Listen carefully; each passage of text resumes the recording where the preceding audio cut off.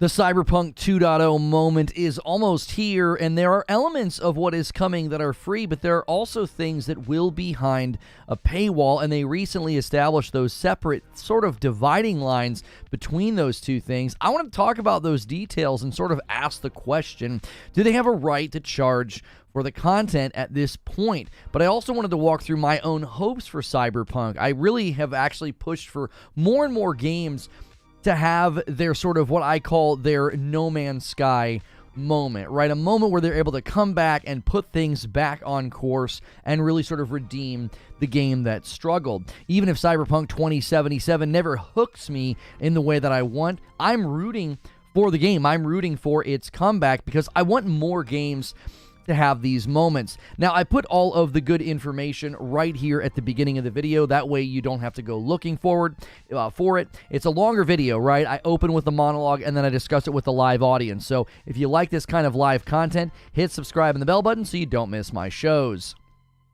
With Cyberpunk 2077 Phantom Liberty around the corner, the game seems to be aiming at having a 2.0 moment. That's literally the patch number that has lined up with Phantom Liberty. I had previously predicted that they would try to make this DLC and expansion align with a 2.0 patch to just send this loud and clear message. This is a 2.0 moment for the game. This is the turning point, as it were. Now, this is sort of, in my minds and in many people's minds, a bit of a do-over, maybe a bit of a reset, an opportunity to really recapture people or give people the game that they had originally hoped to receive. Now, we recently did a video about why you should consider starting over, all the way over, when it drops because of all of the new systems that have been put into the game. Now, the info I have may further persuade you to do that. I think I'm going to do that with the nature of the game and where I kind of fell off. I want to give it sort of that fresh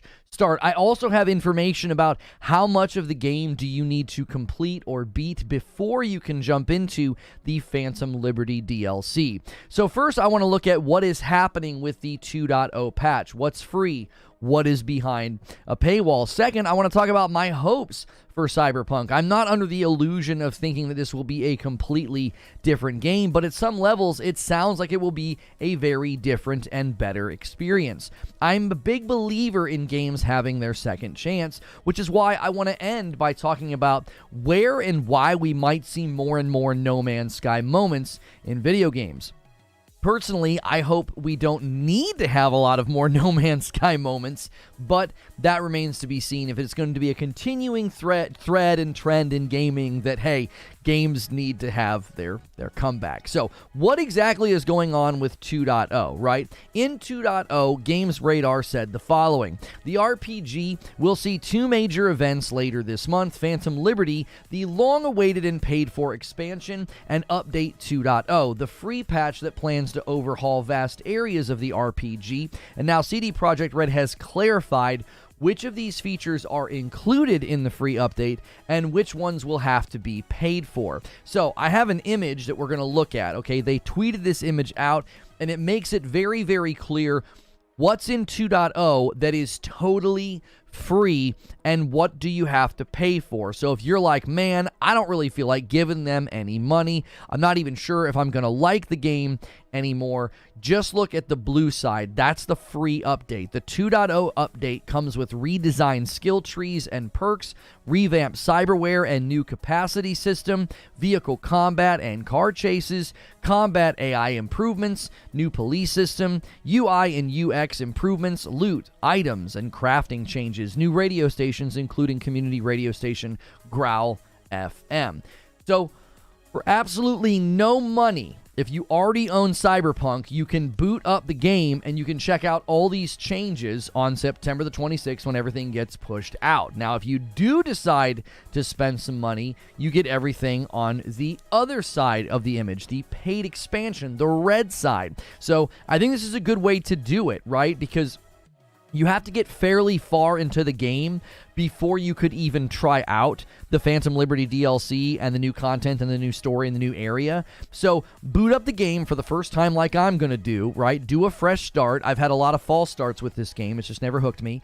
And play for a while. And if it convinces you, this is amazing, this is great, this is so much better, then guess what? Then you can buy the Phantom Liberty DLC. I think they've set this up rather well. Now, if you decide to spend the money, you get Dogtown, a dangerous new district, brand new storyline and characters, new quests, gigs, boss fights, and more, vehicle missions and airdrops, endless dynamic events, and an all-new relic skill tree and abilities, 100+ new items, this is weapons, cyberware, cars, and fashion, vehicle missile launchers, and a level cap increase to 60. Now, it's currently at 50, so you're going to be able to bump it up by 10. Now, needless to say, that is pretty substantive, and the question is, do they have a right to sell it for $29.99? I actually believe that they do. I think they've spent the better part of the last 3 years fixing a lot of the issues in the game. In my personal estimation, it never got to the place that I wanted it to get, but it's currently sitting at an 89% on Steam for the last 30 days. So in the last 30 days, it almost has a 90%. That's really impressive given everything that's happened with this game. Its overall score on Steam is an 80%, and that's after 500,000 reviews. So 500,000 people have weighed in on Cyberpunk on Steam, and it has an 80%. I actually think that's a very good score. After the launch that it had, it's amazing that it's above a 70, right? So, Phantom Liberty, as far as I can tell, is coming with another significant patch and batch of great updates and changes that are totally free. So anybody is going to try out 2.0, and then you can decide to get the extra content after. You've got plenty of time to make that decision, because according to CG Projekt Red, there's no rush here. This will be the only expansion for Cyberpunk 2077. According to xfire.com, the decision has actually been made, said SVP of Business Development Michael Nowakowski. As we have announced, he says, a long time ago, we're not going to make a second or third expansion. This is the only expansion of the game, and it has nothing to do with the numbers and how satisfied or not we are with sales or anything of that kind. So the reason to leave it behind is actually a technological decision. If you have missed the announcement, they publicly announced they would be leaving behind their proprietary Red engine for the Unreal 5 engine. However, the recent quote about this sounds a little different than how it first read as an announcement.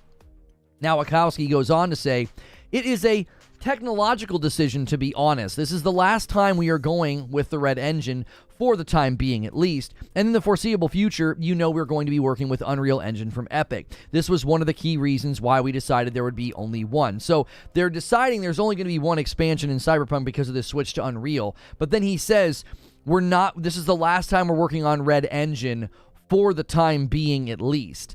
Now, that's a softer version of what we've heard in the previous announcement. The previous announcement was that all future projects, all future anything was going to be Unreal 5. Now it seems like maybe they're leaving themselves open to the fact that they may come back to the Red engine. Now, he may have left that open just because I don't know if they've got things planned for older Witcher games, and maybe it's just easier to do remasters and remakes within the actual engine that they were built in. So that's possibly why he left some room there. So they're not done with the franchise or the property, okay? They're not done with Cyberpunk. Just because they're not doing any more DLC or expansions for Cyberpunk 2077, right? The core main systems have been updated in major ways. I think this is probably a great time to check out the game for the first time, or try to dive back in like myself, which is why I want to talk about my hopes for this expansion. Recently, I had somebody leave a comment on one of my Cyberpunk videos. I just did one about whether or not you should start over fresh. And I just sort of restated some of my issues with the game. And they basically left a comment and said, listen, you've got so many issues with this game, so many criticisms, it's doubtful that Phantom Liberty is going to change that, right? At one level, I think they're right. I don't know if the story, the writing, or the voice acting is ever going to hook me. And I think that plays a significant role in the game. I think it'd be a pretty big barrier for my enjoyment. It always probably will be a pretty big barrier for my enjoyment. I've always found the writing and the voice acting to be incredibly subpar in a sea of games that I think have far better writing and far better voice acting, especially when the story is the driver, but I've always wanted the guns, I've always wanted the combat and the world itself to hook me. There's just something about Cyberpunk that's always made me jealous of the people that are enjoying it. It's kind of like turn-based games, right? There are so many great turn-based games. Their artwork, their characters, their story, and I just kind of have to sit on the sidelines. Like, turn-based games have just never been able to hook me for a significant amount of time. Maybe Baldur's Gate 3 can change that for me, right? We're going to be trying that out this week with my wife for a member stream, and we'll see if we can have fun with that one long-term. I'm not holding my breath. That's just the nature of who I am and how I've kind of grown up as a gamer. And I've always felt very similar about Cyberpunk, right? I've always felt jealous of all the people who've been able to enjoy this game. So, maybe starting fresh with all the updates to the skill trees, the combat, the loot, the combat AI, maybe it will finally land on me and I'll put some time in. Also, the expansion offers brand new story and items, so obviously it sounds like they would, I might have to work my way to get there, though. I'll have that information for you in just a second. But if this game ever had a chance to hook me, I would think that this is it. And it isn't an exaggeration, I don't think, to say this is the game's last shot with me. For many, this is a dream come true because of how much they enjoy the game, and I'm genuinely excited for fans of Cyberpunk. If there's ever been an audience that deserves what Phantom Liberty and the 2.0 update promises, it's you. It's the fans of this game, the people that have stuck it out, the people that have put in a lot of play sessions, because this game did not launch in a good state. I also hope that the game establishes what an open world RPG shooter can be. I think a lot of us are still waiting for that genre to truly evolve.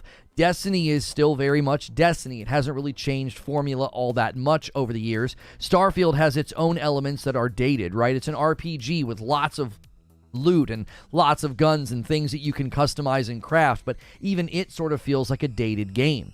I want an open world RPG shooter, especially one with a lot of loot. I just want that genre to evolve. I just don't feel like it has really gone anywhere in recent years. Everybody keeps trying to do it, and in my estimation, they're failing. I fear that many studios are just pushing games to market. They're trying to capitalize on the vacancies, like they've seen so many RPGs, so many RPG looter shooters or RPG shooters that have just fallen flat on their face, and they're like, well, let's hurry up and get to market because there's nobody's doing a great job with it now. I think we're seeing something very similar with VR games, right? They're just pushing games to market really fast because there's a vacancy, and then the quality of the games end up suffering.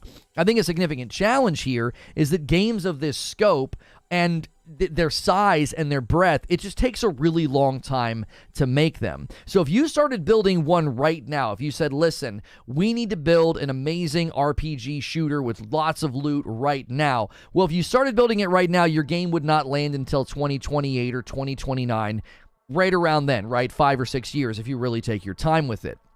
Especially if you're doing a big open world game with a massive loot table. That's just a dangerous idea because of how fast technology, how fast games advance. By the time it's 2028 or 2029, larger and more ambitious games like that would land and feel dated. I think that's one of the reasons you're seeing that with Starfield. It took so long to get to market. I remember I think it was Ghost Recon Advanced Warfighter or Advanced Soldier, Future Soldier. It took so long to come out. It was delayed so many times that when I finally got my hands on it, I was like, this feels like kind of a dated game. This has got a lot of old tropes in it, right? And that's why I want to talk about this in my final section. I really want to see more No Man's Sky moments. No Man's Sky has become such a unique game in the history of video games. I certainly don't want more games to launch and feel like a list of broken promises, and while I do think some of No Man's Sky launch issues were overstated, it is certainly one game in a long list of games that launched to disappointed and angry fans. And to go from that extreme to where it stands now is quite impressive. It's now basically the video game industry's comeback kid. And while it should be celebrated, I think it should also be pointed out just how unique Hello Games' situation is. They've got lower operating costs, they've got quite a bit more freedom than somebody the size of CD Projekt Red. And beyond that, there are certain games that I think lend themselves more to ongoing improvements Cyberpunk, much like No Man's Sky, doesn't necessarily need a vibrant and engaged player base to function. Destiny, for example, has always had to consider how their changes and updates and their content will function as sort of a mechanism to maintain engagement. That's going to change your development philosophy. That's going to change your content philosophy, because the content has to be structured in a way to get people logging in day to day, week to week, and then coming back for all future pieces.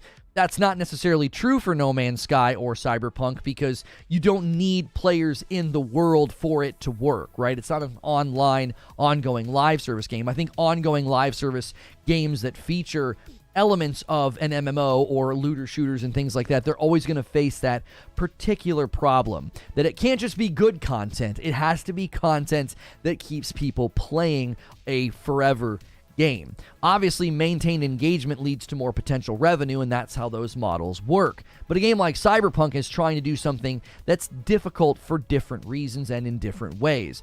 First impressions are everything, and many in the gaming world, myself included, they'll simply drop a game and just never look back if it doesn't deliver. Beyond that, returning players can feel lost. This video right here is called New Ways to Play, right? Well, new ways to play for who? For the people that have been playing, sure, but new players will feel a bit lost. They don't know how many updates you have done. They don't know all that you've changed. I always felt that tension with New World, the MMO. They've made so many system-wide, massive changes to the gameplay and the content loop that to come back feels like I'm immediately in the deep end of the pool. I'm not oriented to anything that's going on or anything that has changed. Even more, you don't even have a way to track the improvements. They could have made guns better, cars better, the quests could flow better, but you've not been playing, so you have no point of comparison. I think all of this makes it difficult for games to have their No Man's Sky moment. Hello Games have brilliantly couched their updates into named updates with long lists of their additions and their changes, and they always draw attention to this whenever they do an update. They sort of say, look at everything we've done. They show you all of the updates they've done. They've got really, really great, I think, iconography and their font and their colors. They do an excellent job. You look at those updates and you really want to play. Whoever's in charge of that aspect of what Hello Games does, I think they've done an excellent job. Every time I see one of their tweets tracking all their updates, I want to dive back into the game. I feel like I'm missing out on just a massive, overhauled, updated, beautiful game. And drawing attention to that, I think, is important for people to see just how far the game has come. You don't have to be playing No Man's Sky to know, look how far the game has come from its launch date, right? The difficulty with Cyberpunk is much of what they've done is just a long list of patch notes, right? But I do think it would be helpful for CD Projekt Red to take a page out of the Hello Games book. Give us a list, give us a trailer, give us a thread on Twitter that just establishes how far the game has come with respect to content, right? Maybe even include some of the most significant updates or patch changes. It shows commitment. It shows what new or returning players need to know if they're trying to kind of orient to the game and how much has changed and improved. So there's sort of an onboarding process. It makes it easier for Cyberpunk for players that are starting over to kind of see, okay, what all has happened to the game since I haven't been touching it. That's sort of my plan, is to start over fresh. I want to see, this allows, I think, in-game tutorials, opening missions, and content to be better crafted around the idea of onboarding. And according to primagames.com, this is important information. If you choose to play through Cyberpunk 2077 from the start, you must progress a reasonable amount before taking your character into the DLC. You actually have to reach Act 2. This is where you meet Johnny Silverhand, that's Keanu Reeves' character, and make your way to Pacifica. That's part of the 16th main mission called I Walk the Line. This is roughly 10 hours into the game. Okay, that's how far you've got to get in order to get into this DLC. Now, Charlie Intel corroborated this info, so this info is seemingly pretty rock solid. You're going to have to put about 10 hours in and get to about mission 16 before you can jump into the DLC. So now, on one hand, I'm actually glad that I don't have to beat the game to play this new expansion and DLC. On the other hand, I need to put in 10 hours before I can even try out the new content. So That's a good thing. I do think for folks like myself and maybe you, if you're returning or getting into it for the first time, right? Like, you have no pressure to buy Phantom Liberty for the first 10 hours. You just don't. If you already own the game, boot up on the 26th, get the free update, and check everything out. Fresh playthrough. And if you get to that 10th hour and you're like, bro, I'm going, this game's so much better now, that's when you would buy Phantom Liberty. I think that's a very, very good structure. So, with just a few weeks to go before Cyberpunk 2077 Phantom Liberty release date, I can safely say this will be the game's last chance. Well, for me at least.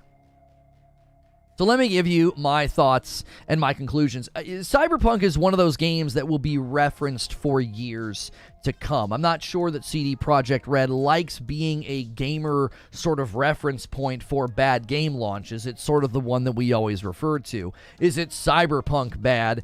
Those are questions that we commonly use. Now, they may have passed that baton to Redfall, but I do think Cyberpunk's more iconic historically. It's more memorable as a game. It was a bigger game. You know, it was hyped to end and back. And I think it's always going to be sort of that long distant shadow of that was one of the worst game launches ever, right? I also think it's a good test case for things like scope creep, marketing a game too early, and over-promising. These are all things I think we're seeing sort of drift into the past. We're seeing shorter marketing windows. We're seeing conference events like Gamescom where most of the games that show up are already announced. But more than that, I also think it's a good example as how to push a game to be supported, to be improving it and updating it and adding to it. I don't think it's necessarily at the level of improvement and evolution that we've seen in No Man's Sky, but I definitely think it's another contender for a comeback kid story.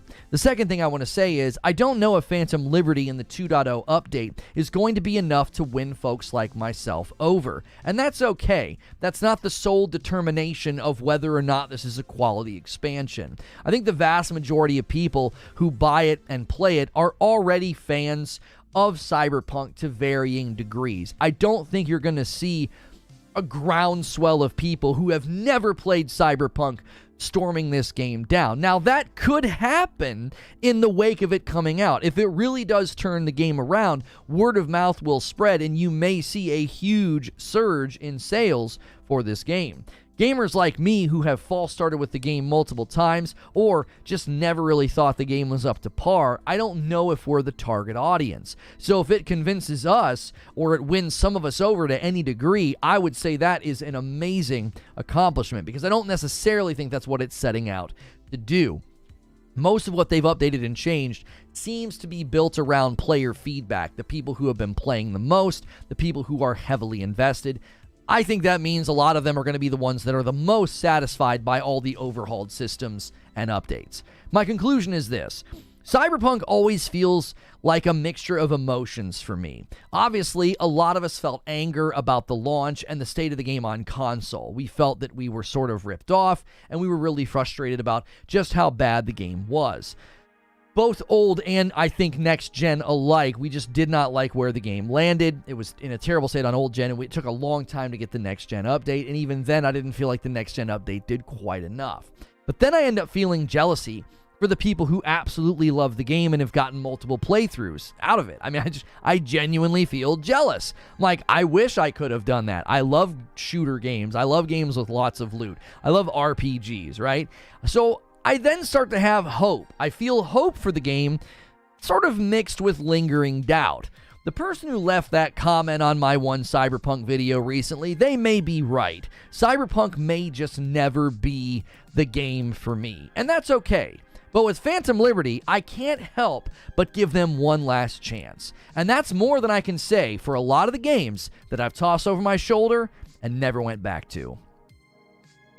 And that's the show open. Thank you guys so much for being here. I know it's a holiday, so a lot of our core audience will probably not be here, but that's okay. I thought this was worth covering. We needed to take a break from covering the other game, and we kind of saved this one because they were releasing some good information. They were releasing those tweets and updates, and I thought this is going to be, I think, a good topic to cover. And it's always been something that I've wanted. I've always wanted Cyberpunk to to hook me. I've always wanted to be able to go the distance with the game, and this is the first and only expansion. It gets a little confusing because some of their updates were so substantive. They actually referred to their updates as DLC. So, guys, it's a Monday. Let's start the week right. Let's get the likes going. We could easily hit 200 likes really, really quickly. And with this many people here, that would send a loud and clear message. It'll get more folks in here. Light roast is on the way. We do have our dark roast, okay? So make sure you get your coffee orders in. Get the member goal started. We're in September now. No longer a stretch goal. The new goal is I have to play Gollum and gift a member every time I complain, and that's only a 4,500 goal. So we've lowered that goal out of the stretch goal territory to make it achievable for you guys. And Joker Quinn starts us off with the first gifted member. Thank you so much. What are y'all's plans for Cyberpunk Phantom Liberty? Where are you landing on this one in particular? Because for me, yeah, I am. I'm wearing the Starfield watch. I'm trying to get used to having on a wearable. I've not done wearables in a while. I actually kind of like it. Like, I got back into having like rings and stuff because my wife got me one. And I kind of enjoy accessorizing a little bit. And I may get a more advanced wearable. This one's obviously very, very basic, right? It's nice. It's kind of stylish. It doesn't do much, but it's cool, and it is directly from the game, which is kind of neat for those who are, if you're still playing. It's like down in the corner on the UI. So yes, I am wearing it. I paid for it after all. I might as well wear it for a little bit. And I got a little sun over the weekend. You can kind of tell. I got a little bit of sun over the weekend at the soccer games. Coaching. I'll be getting the Cyberpunk DLC. The base game has already improved so much. I've been enjoying the pre-DLC 2.0 update. When does 2.0 start, though? What do you mean? You've been enjoying the pre-DLC 2.0 update. I thought 2.0 landed at the exact same time as the DLC. I mean, they literally sent that tweet. Like, this image, this image right here, free update and Phantom Liberty. It says, coming to PC, Series XS, and PlayStation 5. You're talking as if it's already out.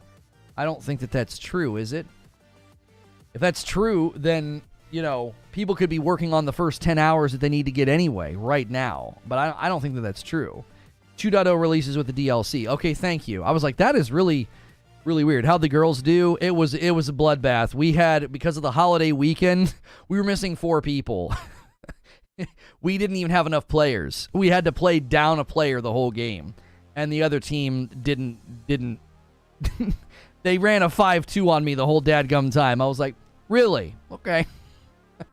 I'll remember this because we're going to play you again later this season. I'm going to remember this. I'm writing this one down. Sure. Okay. I don't even have enough players. And you run a 5-2. Okay. I'm making a mental note. Another gifted member from DK Baker. Thank you so much. I've not long completed the game, so I'll probably pass for now. Perhaps I'll go back to it. I've heard CD Projekt Red are moving on from the game after DLC. 2.0 is coming out before the DLC. How? Like, what is it coming out like a day or so? Right? Payback for that 7-0 game. I pulled my girls back when we were winning that badly. I was a good sport. I don't like walloping another team. 2.0 update release date. Do we have a date? I don't see anything. Just to be clear, there hasn't been any misinformation or anything like that, but fans are wondering whether certain changes deployed prior to the DLC's launch on the DLC. Cyberpunk update release date. It looks like it's expected to drop on the 12th.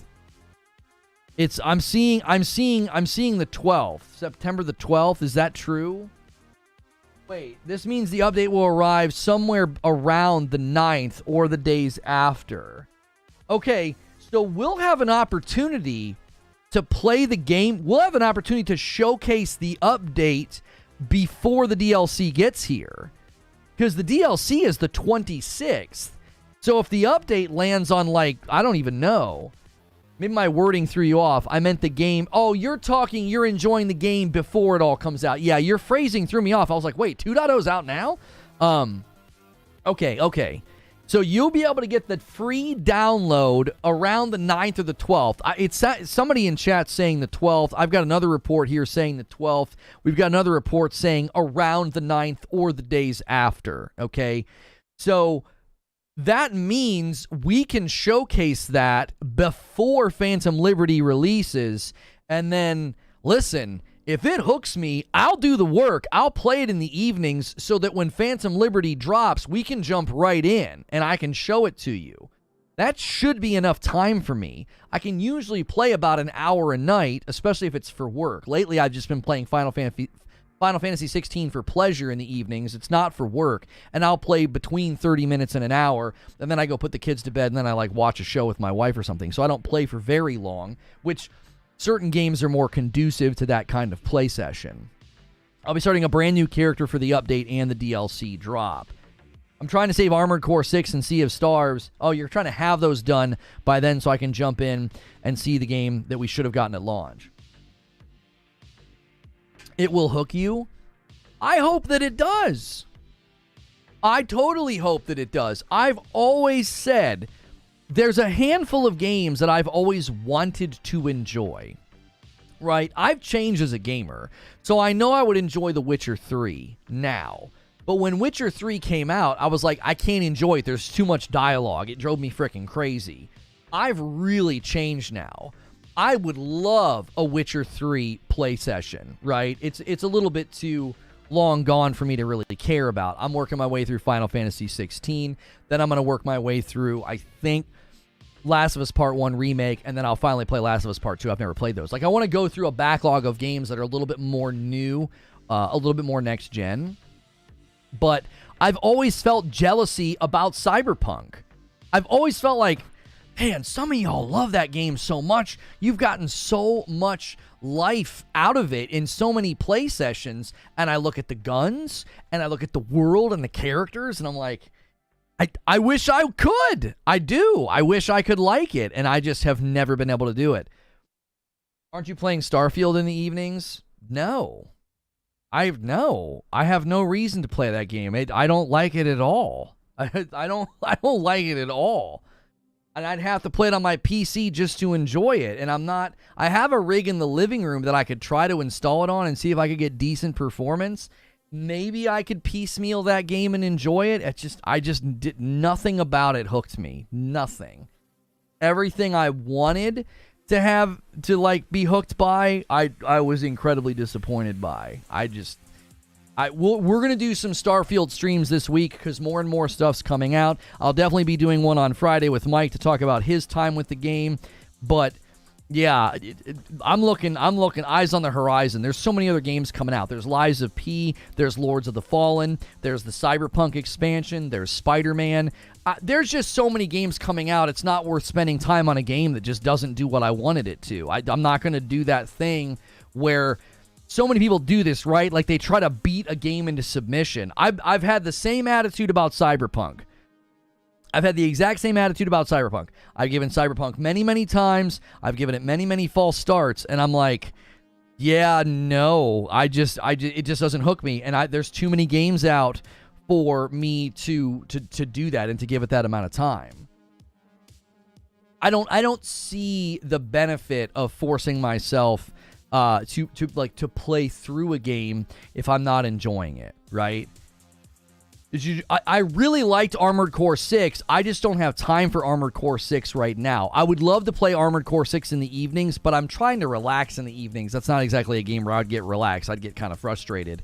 Plus, I'm working my way through Final Fantasy 16. I've always wanted to go back and do a replay of Sekiro as well. I just don't know where I would do it, right?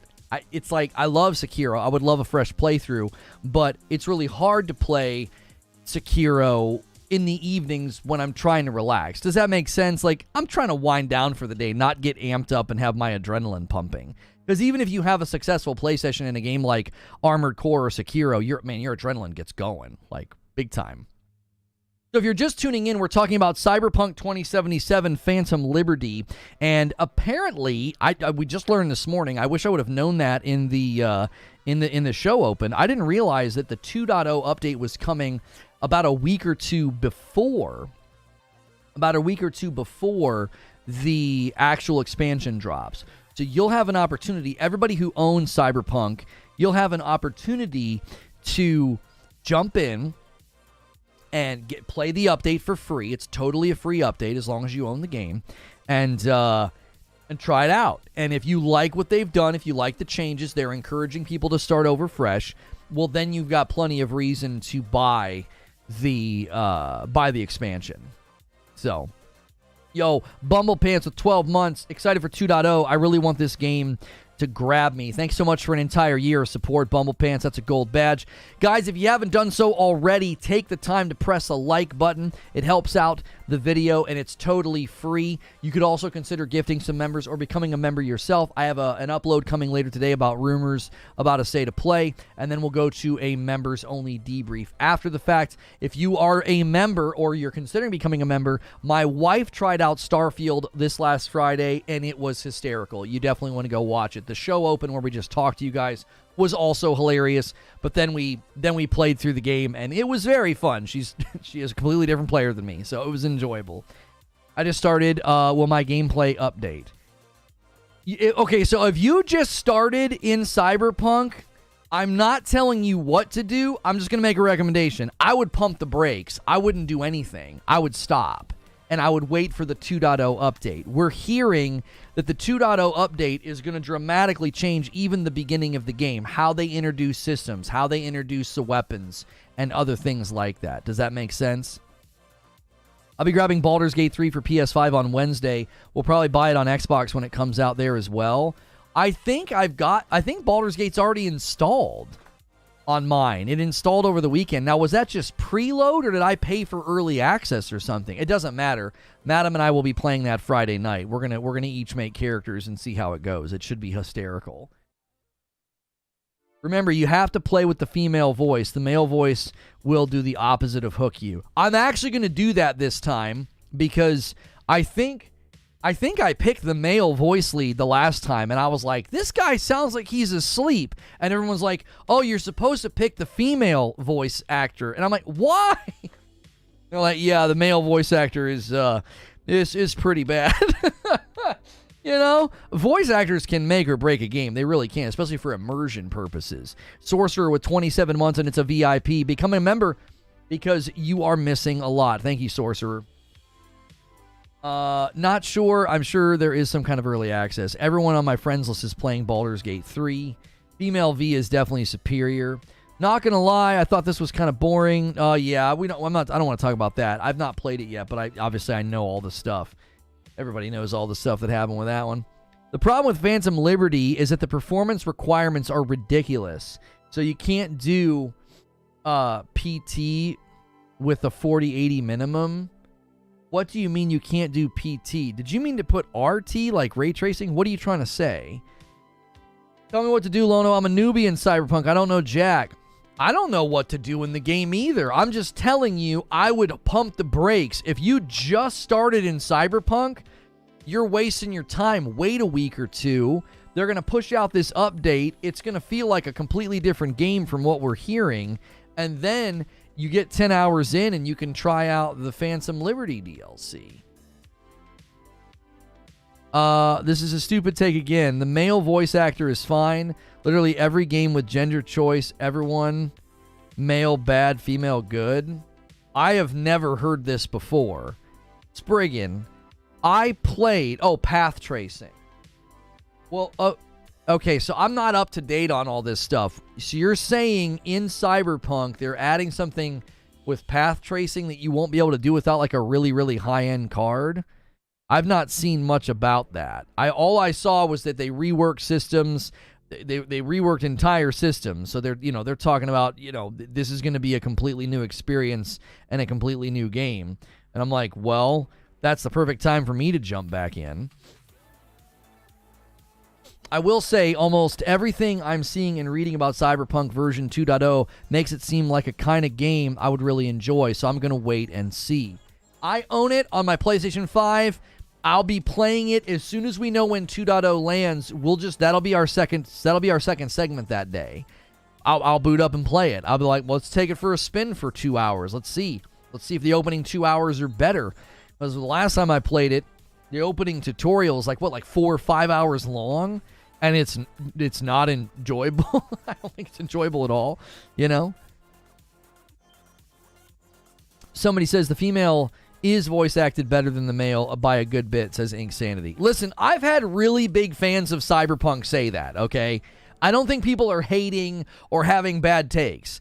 I've had really big Cyberpunk fans tell me, they're like, don't play as the male. Don't do it. Like, bring up Mass Effect, Cyberpunk, AC, ETC, everyone starts crapping on the male voice actor.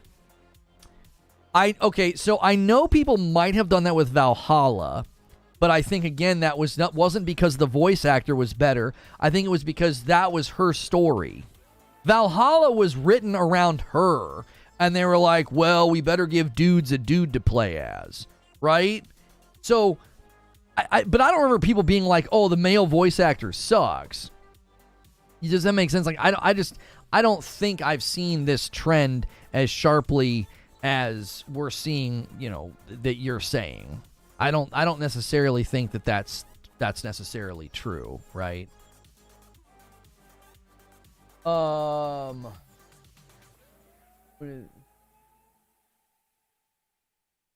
Sorry, I was looking at something.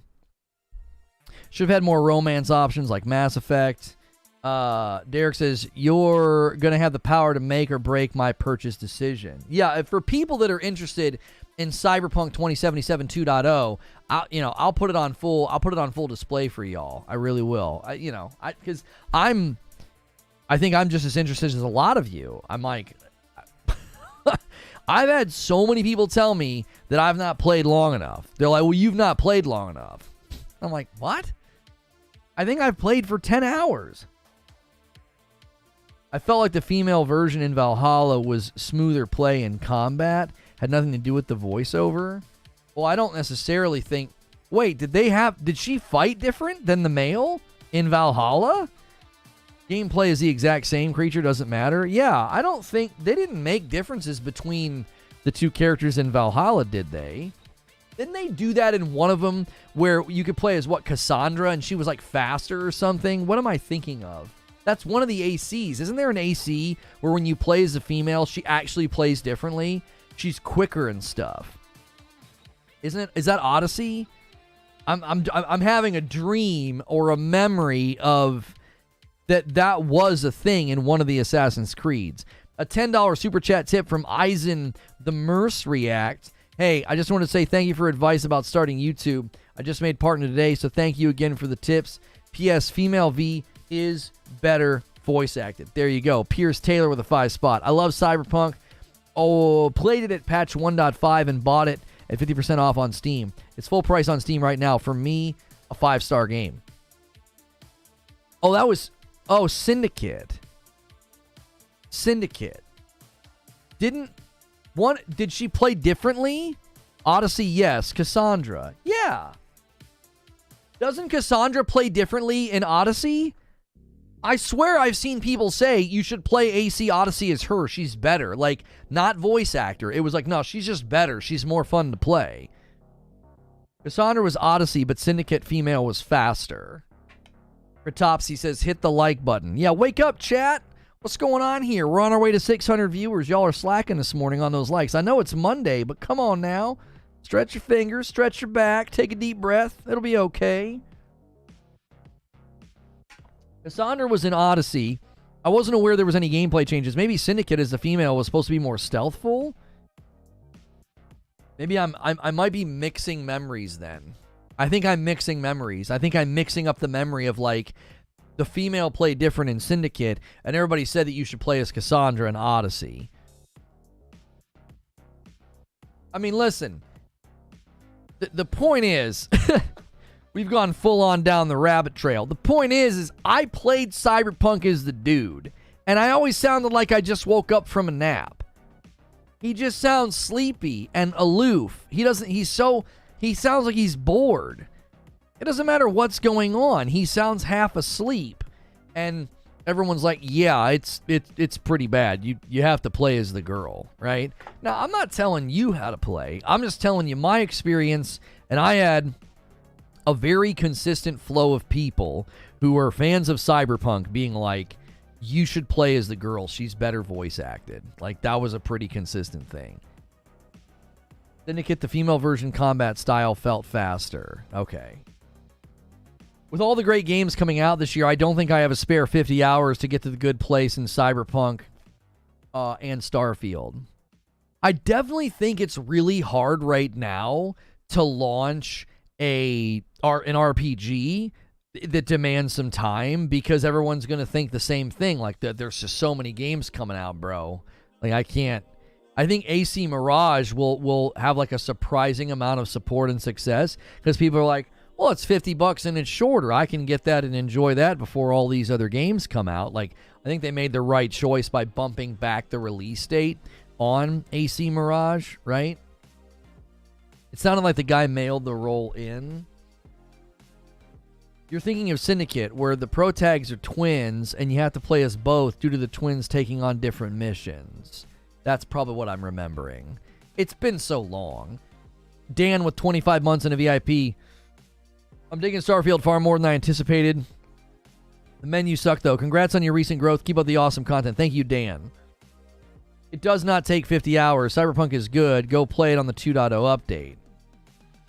Well, I mean, I think what Solemn's saying is pretty fair, because it only takes 10 hours to get to the expansion, Phantom Liberty. If all you're interested in is checking out Phantom Liberty and Idris Elba and like, oh, hey, how this play out, you've only got to put in 10 hours to get to there. And I would imagine that the expansion is probably, 20 hours at most? Have they come out and said how long it's going to be?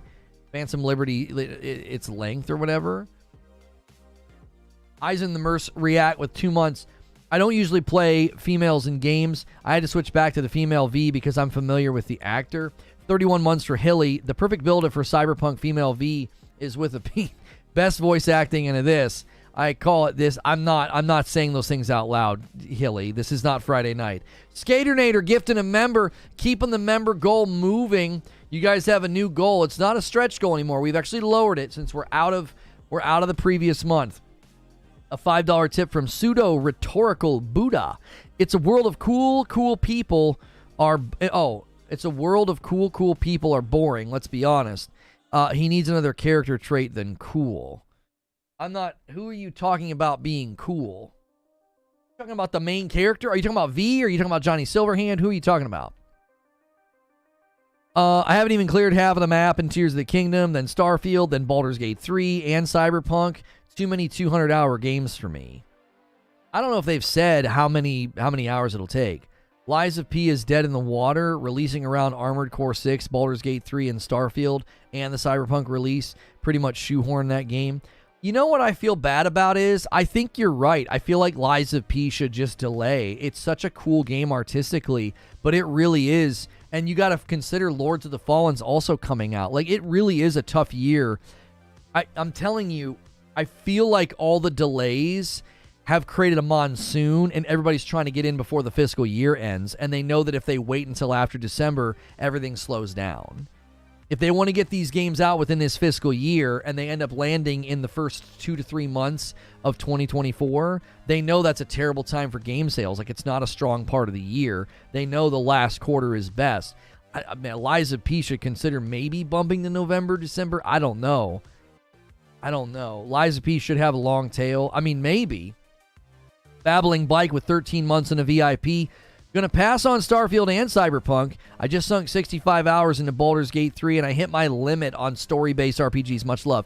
You know what's awesome about that, though, is that you can always come back to Cyberpunk and be like, hey, I got literally everything. Right? Get it on sale with Phantom Liberty included, and you're going to get like the fully updated, just absolute capstone Cyberpunk experience. And, you know, you can always wait on Starfield to see if the modding community does, you know, what everybody's hoping it'll do. And then just, you know, install the mods that give you, you know, all the stuff that maybe you might want. Like, you know, since you played Baldur's Gate 3, you're a PC guy, right? So you could get the one that like adds DLSS. You could get the one that gets rid of, you know, the screens or whatever, the barriers. So Liza P will have Game Pass to carry it. I actually think that's a terrible decision for a game like that. I'm dead serious. I think one of the worst things you can do with a game like Lies of P is let people play it on a subservice. Because they're going to get their teeth kicked in and be like, this game sucks, and they're going to uninstall. I mean, I'm being honest as somebody who had a hard time getting into Souls games, right? If I was able just to try it out on a subservice and I got my butt whooped, I'd be like, this game's lame, and I would just go play something else. The achievements on that game on that platform are going to be abysmal because that's what people are going to do. These are hard games. You're far better off just selling it. That's my opinion. Sell it, right? And then people will try. They'll be like, well, I bought it. I better keep trying to get my money's worth out of this, right? It's a little different when you're playing a game like that and you actually, you actually bought it. You're going to put in the time. It was like when I tried out, Sekiro. It always haunted me. I was like, God, I bought that game. I got to go back. You know what I mean? I've got to go back. I've got to go back and try to beat it. Like Armored Core 6. I don't have time for it right now, but I'm like, oh my gosh, the fact that I bought it, I always want to go back and give it a try. You know what I mean? People love Souls-likes now. I don't know about that. Armored Core 6 Easy Mode became a debate within like a week of the game's launch. So I don't know. From where I sit, Cyberpunk's in a position where you could do that though. You could be like, yeah, I've got too many games right now. I'm just going to wait. And you could just buy it later at a discount. Just buy it later at a discount. You'll have everything bundled in, and then you get the primo end of its life capstone Cyberpunk 2077 experience. You'll never beat Dark Souls 3 or whatever. I got too hard for my enjoyment. Yeah. In the best Jack Shepherd voice, we have to go back. We have to go back, Kate. That's right. We got to go back to Souls. There's always people who debate about easy mode on Souls games when they release. Sure. And that's why I don't know if we can argue that like, oh yeah, everyone loves Souls-likes now. I don't know. I don't know about that. There's still a lot of people that don't like. AC6 is selling well on PlayStation. It's in the top 5 new releases on PSN. Yeah. I'm not going to argue against the fact that like Elden Ring has ushered in like a new, I think, interest in those types of games. Especially there's a rise of interest in FromSoft games. But I definitely think there's still plenty of people that I think one of the worst things you can do is let them play a game like that and then they didn't have to buy it, because I think that's the easiest game to just get angry at and walk away. You're like, I didn't pay for it, so, and then you just put it down, too hard. AC6 is from second largest release ever. Really? That's impressive. Are they attributing that to the mechs? Like, are mech type games really popular, or is that helping, or is it literally like a windfall from Elden Ring? I don't like them. It's easier to drop heavy objects on my foot. It saves me $70 too. Dark Souls 3 and Sekiro brought From to the mainstream. Yeah, especially when you're winning Game of the Year. That may be my own fault. I bought Armored Core 6 and I thought it was going to be like Elden Ring with a robot. Oh no. Yeah. It's in vogue to be Souls fan enjoyer right now. That's why. They're also good games.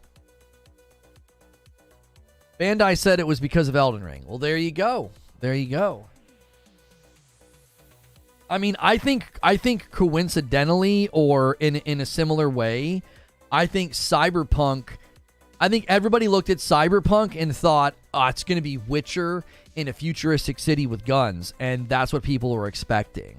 I think that's always a dilemma and a danger when you have like such a successful game, or everybody really likes a certain game. Why do I have a dot in here?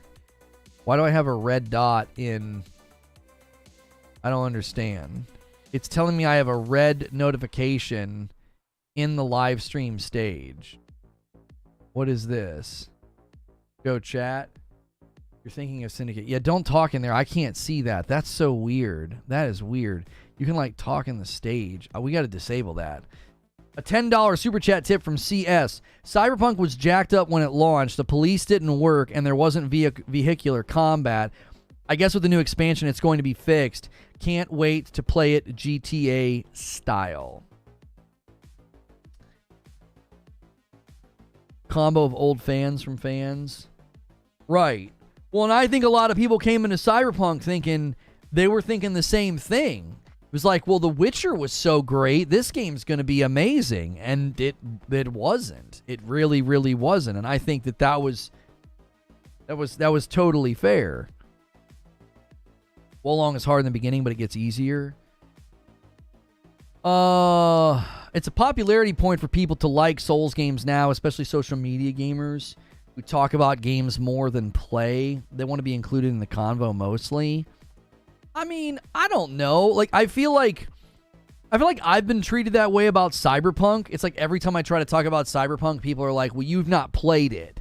And I'm like, I've played it for 10 hours. Like, at what point, when do I get my merit badge of conversation? You know what I'm saying? When do I get permission to talk about Cyberpunk? When do I get permission to talk about a game?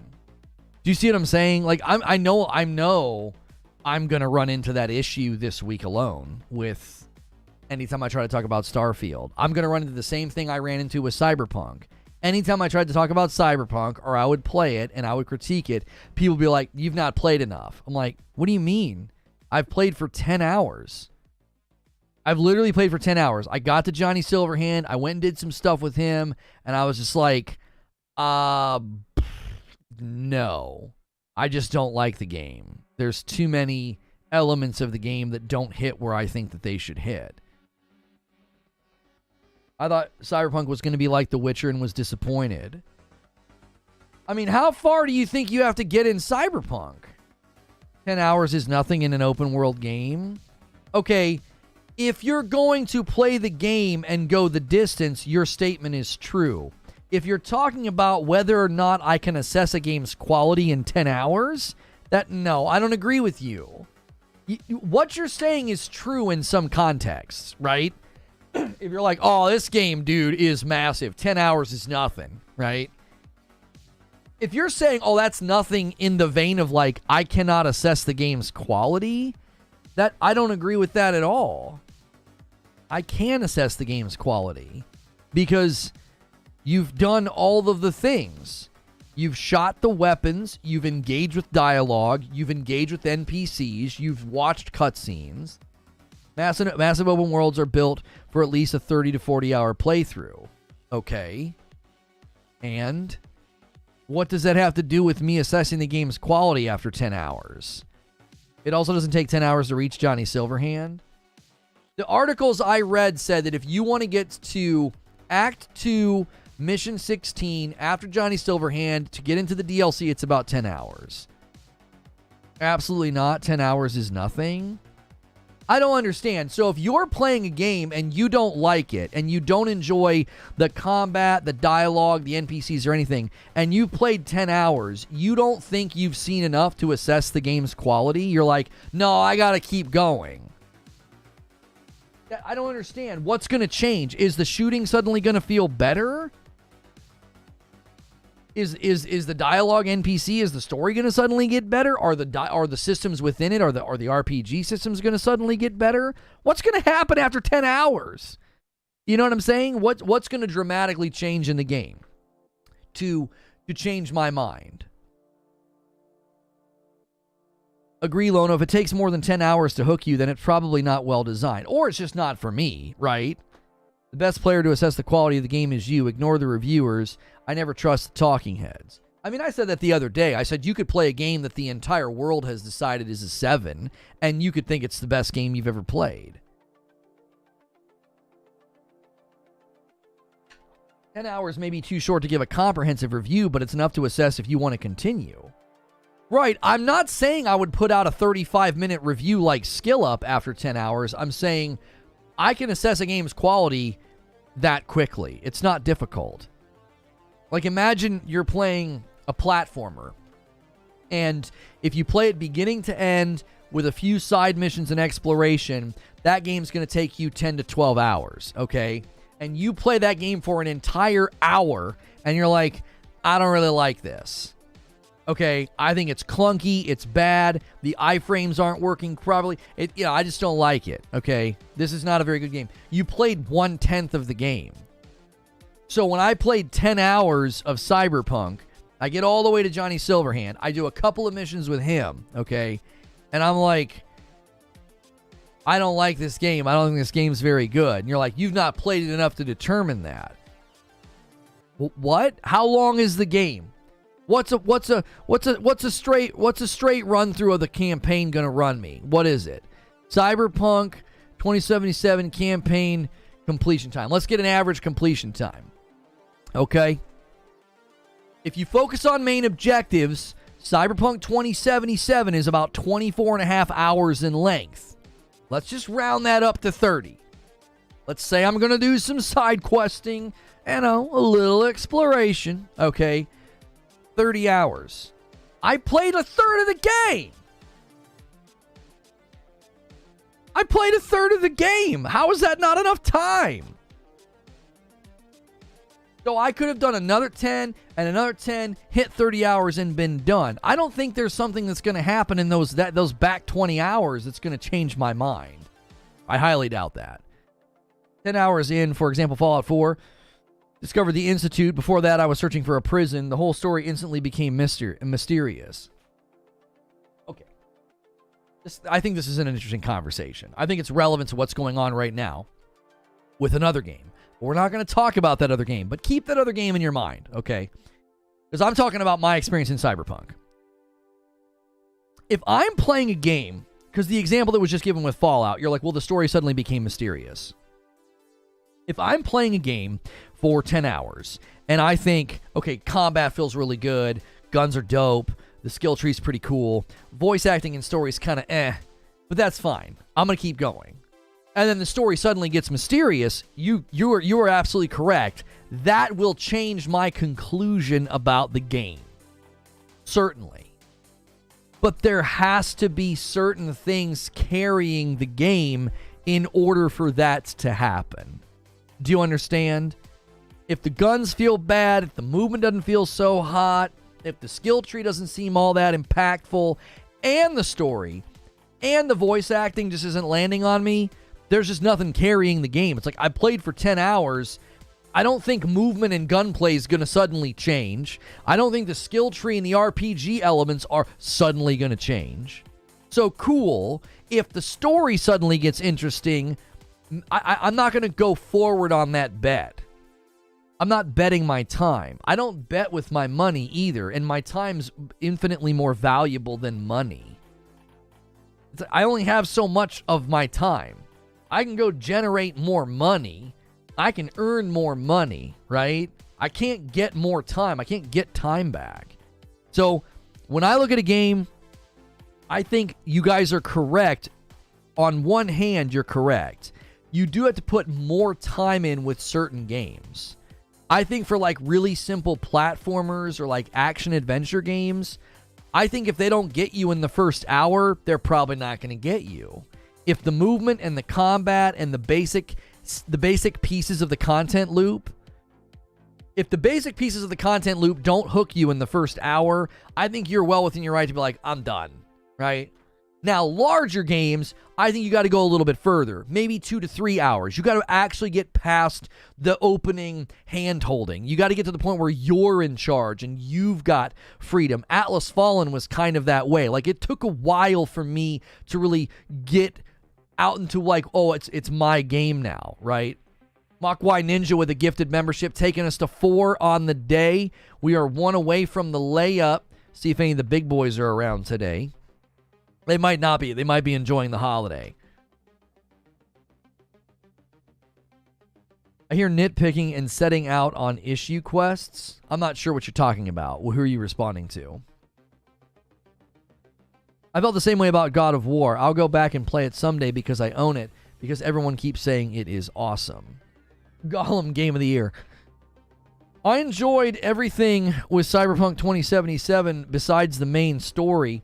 I enjoyed more of the main gigs because there's more story in main quest. Oh, more story than main quest, sorry. That's why I say my greatest barrier of entry for gaming is time, not money. I can make more money. I can never get back more time. Right. Thank you for the 6 spot. Says, can you show your shirt with stand? Oh, and move the mic. Oh, this is just an Iron Man shirt. This is an 80s tease, I think. Yeah, this is an 80s tease. You can get this over there. You can get this over there. They've got like an Iron Man collection. Use code Lono over there. Eisen the Mer sets up the layup. We got 5 members on the day, and a 20 bomb could slam it home. We'll see if any of the big boys want to flex to start September right. Yeah, the shirt command's probably wrong. Yeah, this is not an Into the AM shirt. That was from last week. Why are we even talking about Cyberpunk if you hate it? Isn't it a waste of time? Well, I've actually never said that I hated it. That sounds inflammatory and made up. Like, I don't know. Maybe you're, I don't know. Are you clip farming for Twitter? I never said that I hated it. I didn't. I said in my show open that I'm rooting for it. I hope this is what everybody has been wanting. I hope it has a No Man's Sky moment. I hope when they drop the 2.0 update, I'm going to go start over fresh. I hope it can hook me. I've been jealous of the people that have been able to enjoy it. I have been. It's like, I'm extremely jealous. No Face Lord says, no layup today. Well, I guess it would be an Agent of Chaos layup. Thank you so much, No Face Lord, for gifting a member. It goes to Soldier on Music. Games should start out great to hook you and then slow down to tell the story. Spider-Man, Final Fantasy 16, etc.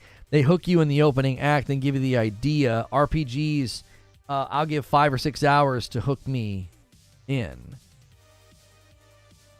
Yeah, I don't know if I agree with that. I don't think every game needs to be like, here's this amazing experience. This is where you're going to get, and then they kind of start over. There's a lot of games that have done that, right? They let you start with all these powers, and then they take them away so that you're like, okay, I got a glimpse of where we're headed, so now you can slow down and tell the story. No Face Lord with 4 months in a VIP says, press the like button, guys. Lono, I just started Baldur's Gate on the PS5 and a couple of friends on PS5. You're in for a treat, hopefully. Too fun. We're gonna, Madam and I will be playing Baldur's Gate 3 this Friday night for members. A great reason to become a member, a great reason to gift a bunch of members this week. The Friday night streams have been phenomenal. They are getting over 1,000 total views. The turnout's been phenomenal. Like, you know, we're getting into easily over 100 people almost every Friday, and that's pretty awesome. I was really encouraged this week because anytime they do anything in Destiny with raids, Friday nights were usually pretty dim. And I was like, we had a great turnout. It was hysterical. We had a lot of good laughs. And then you got to see Madam play Starfield. Well worth the cost of membership. Yo, good morning, Immortal Turtle. How are you? Going to be slow day because holidays. This has actually been perfectly fine. Cyberpunk's always been good to us anytime we've talked about it. We usually get really good treatment on the video when I'm not live because I think people are really interested in Cyberpunk as a subject. So I always like covering it. I knew today would be a little bit slower because of the holiday, though. I don't expect over 1,000 people every single day. That's not normal, okay? We know what that was. That was an entire week of looking forward to a generation-defining 7 out of 10 game.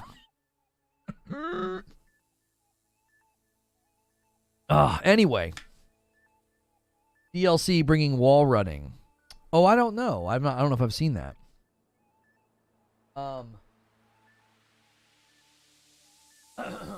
Excuse me. Cyberpunk will never truly recover from being launched as a half-developed RPG. They can polish it up, sure, but it'll never be what it could have been. I mean, Max, I think you're right, but I also think I think you're right, but I also think it can hit a level of excellence in its own right. Does that make sense? Immortal Turtle with 20 months in a VIP. Almost 2 years here. Feel like just yesterday you decided to make the move here. The growth has been phenomenal. Thank you so much, Immortal Turtle, for getting close to that 2-year mark. I got to see Madam clean up every room in Starfield. She picked up everything? It got to the point where I told her she had to stop. I was like, we're never, ever going to get out of here. You guys have got to watch it. Oh, man. No, she never found out how many credits she could get. We didn't even get that far, bro. It's funny. It's well worth a watch. You guys should go watch it. It's very funny. Oh, man. Yeah, I saw they fixed the performance mode. No, they did not. I downloaded the update for Final Fantasy 16. It did nothing for performance mode. They said nothing about performance mode. I was really disappointed because they said nothing about performance mode. They were like, yeah, we have DLC on the way. We've started production on PC. And I'm like, hi, yeah, what about performance mode? It looks terrible when I'm not in combat. Where were I prior to YouTube? Well, we came to this channel from a larger channel. We used to be on a larger YouTube channel, and we covered Destiny, and we switched to Variety late 2021. It was September of 2021. Well, we had switched to Variety early 2021, and then late 2021, we moved the live show over here. We needed a small channel that wasn't rooted in one game. We only had about 5,000 subscribers when we came over here, so well on our way. We're well on our way. Completely disagree. Even with its issues, it remained in the Steam's top sellers for ages, and it returns to the list every time it's on sale. Has an 89%, very positive on Steam. Who are you disagreeing with? Because I highlighted that in my show open. I said, look, I've always been jealous of Cyberpunk. Look how well it's fared on PC. In the last 30 days, it has an 89%. Overall, it has an 80%. 500,000 people have reviewed the game on Steam. 500,000 people. Soldier on Music with 22 months. Thanks for the gift. He says, can't wait to see Baldur's Gate. I've been dropping a ton of hours in. Huge D&D fan, though. Interested to see if you dig. I'm not a turn-based guy, so if it wins me over, it'll be impressive. Gates of Above with a $5 super chat tip. Cyberpunk's story never grabbed me. Outside of it being a bare-bones RPG, the story gave a false sense of decision-making where your choices didn't matter. Oh, I think Spriggan was disagreeing with the fact that it'll never be what it could have been, maybe. Listen, at one level, I agree. I don't think Cyberpunk will ever be what they originally advertised. Right? Saying it'll never recover from its launch. He didn't say it would never recover. He said it'll never be what it could have been. If you go by... Spriggan, I love you, and you've been around for a really long time, but even you have to admit that game is not at all close to what they marketed. It isn't. It's nowhere near it, brother. It's a lot closer. It's a lot closer. Imagine we're on a spectrum, and they promised a 10. It launched as like a 6 on PC. It was like a 4 on console. It was like a 6, maybe a 7. They promised it. I'm not saying 10 out of 10. I'm not giving it a grading scale. I'm saying look at what they promised. They were like way down here. And it was like, yeah, it's like here. I think it's going to move to like an 8. It's going to move to like an 8 or an 8.5 out of what they sold us. I'm not giving it a score. Do you understand what I'm saying?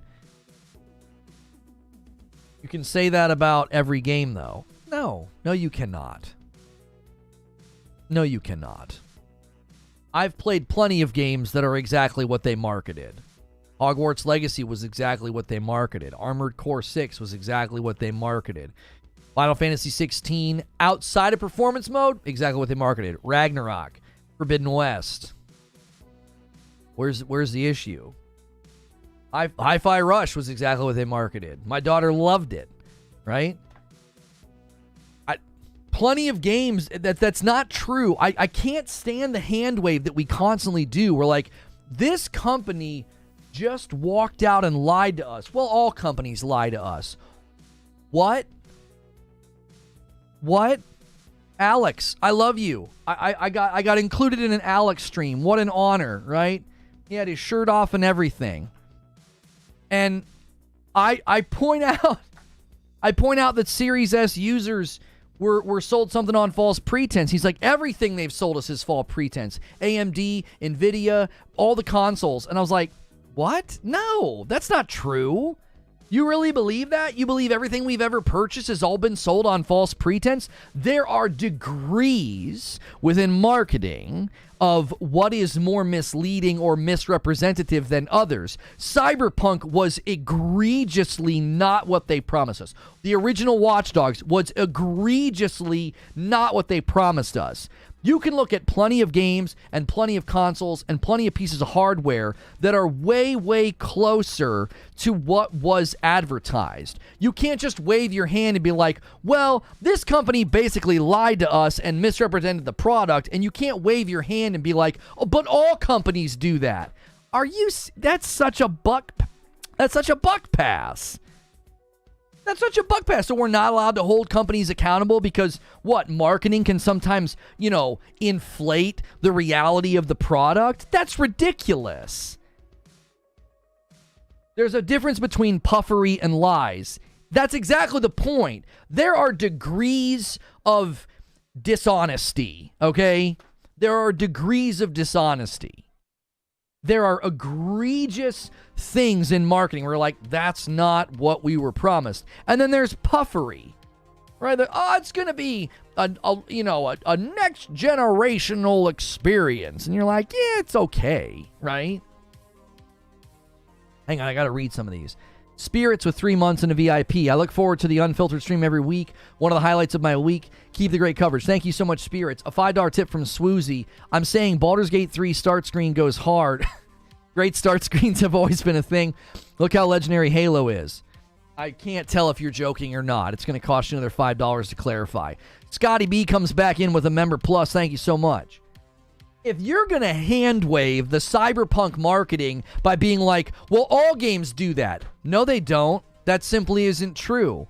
I've played plenty of games this year that are exactly what was marketed.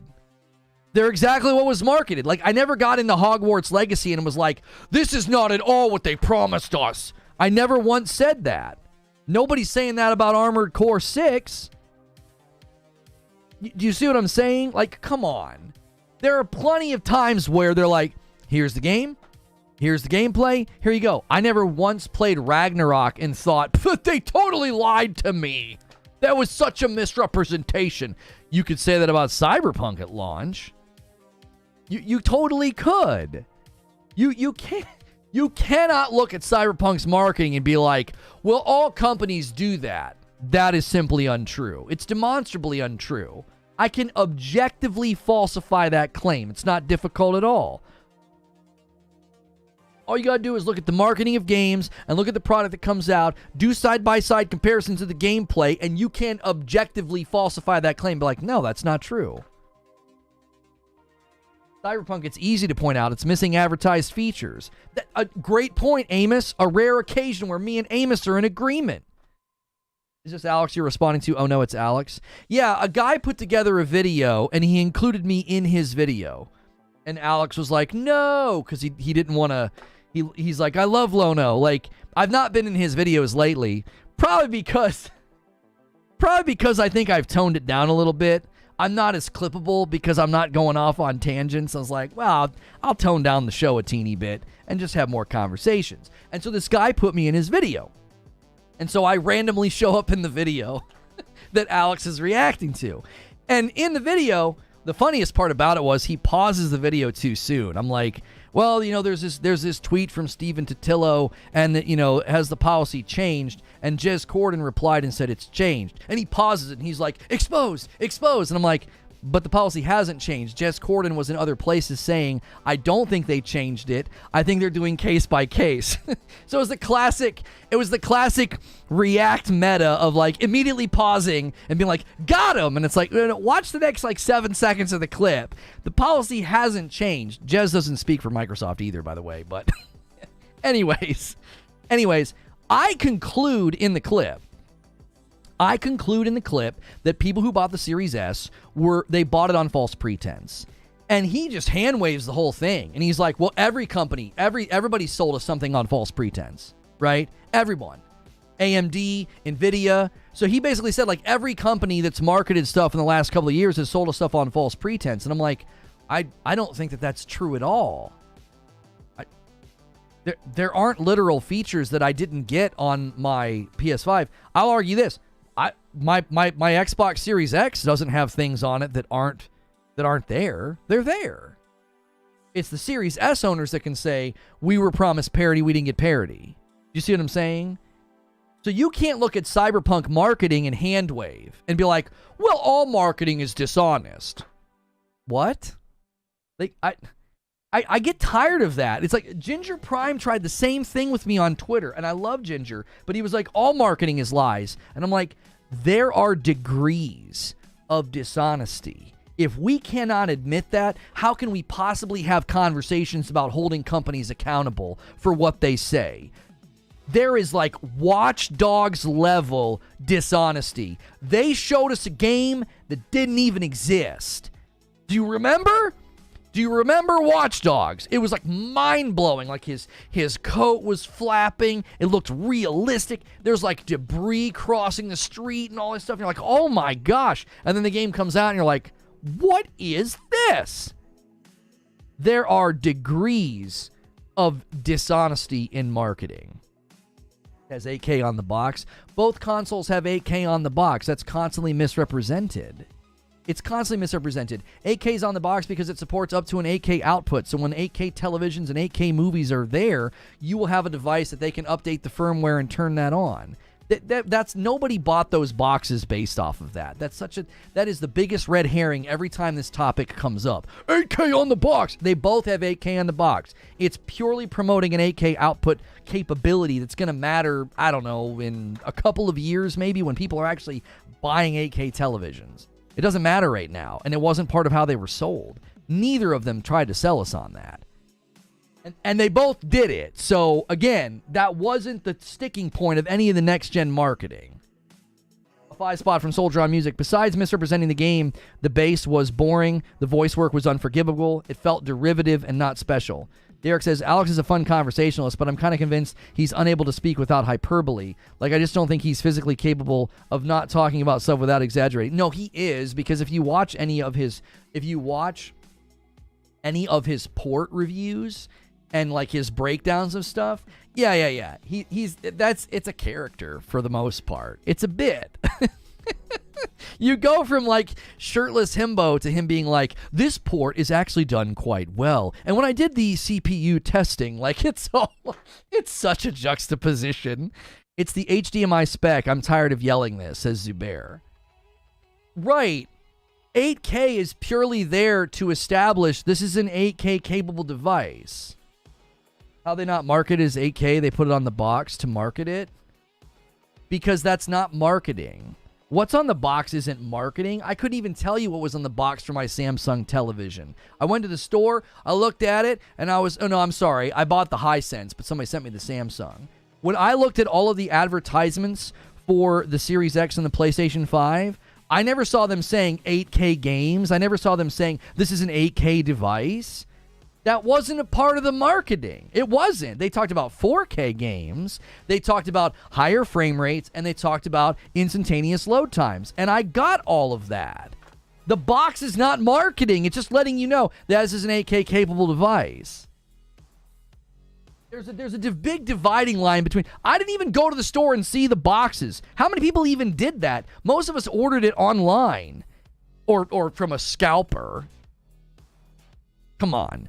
B4110 with 15 months on Member Plus. Good morning, Lono in chat. And then he gifts a member. Thank you so much for gifting a member, taking us to 7. But then we got to jump to 8 because Pygmy Monkey has become a member as well. Thank you so much.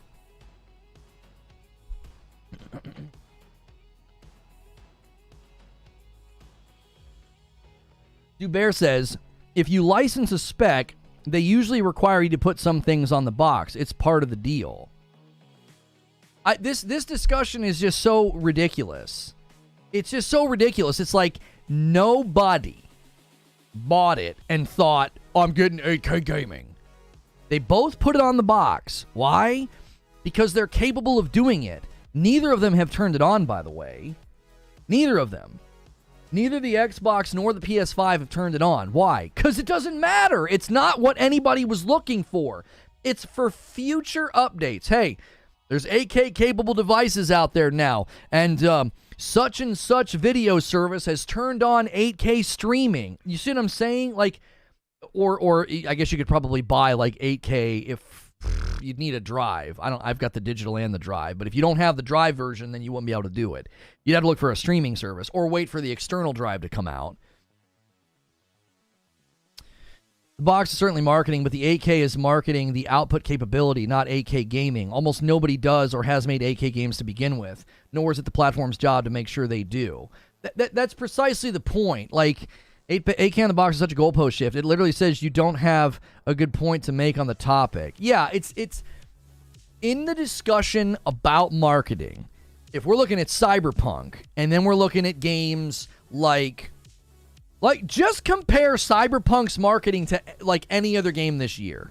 Well, maybe not. Hang on. Hang on. Stop. Let's ignore Redfall. And let's ignore Starfield. Let's just compare Cyberpunk's marketing to Hogwarts Legacy. Just compare the marketing. The gameplay showcases, the trailers, any of the deep dives they did, any of the videos they did with like the community manager or whatever, right? Just compare. One egregiously misrepresented their product, and the other did not. Right? Like, what? Don't you see?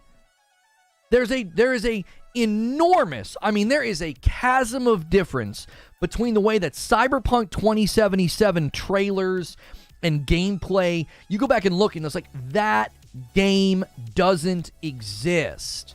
This conversation started because someone's like, this game will never be what it could have been. And I think that that's true.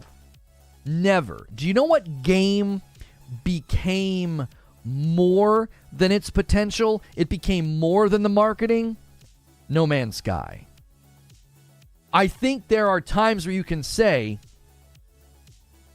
there are times where you can say this game exceeded its marketing, landed near the marketing, or landed well below it. There's a spectrum. I'm tired of the hand waving of like, well, it's okay if this company blatantly misrepresented the product, and we're going to hand wave and say, well, all marketing does that.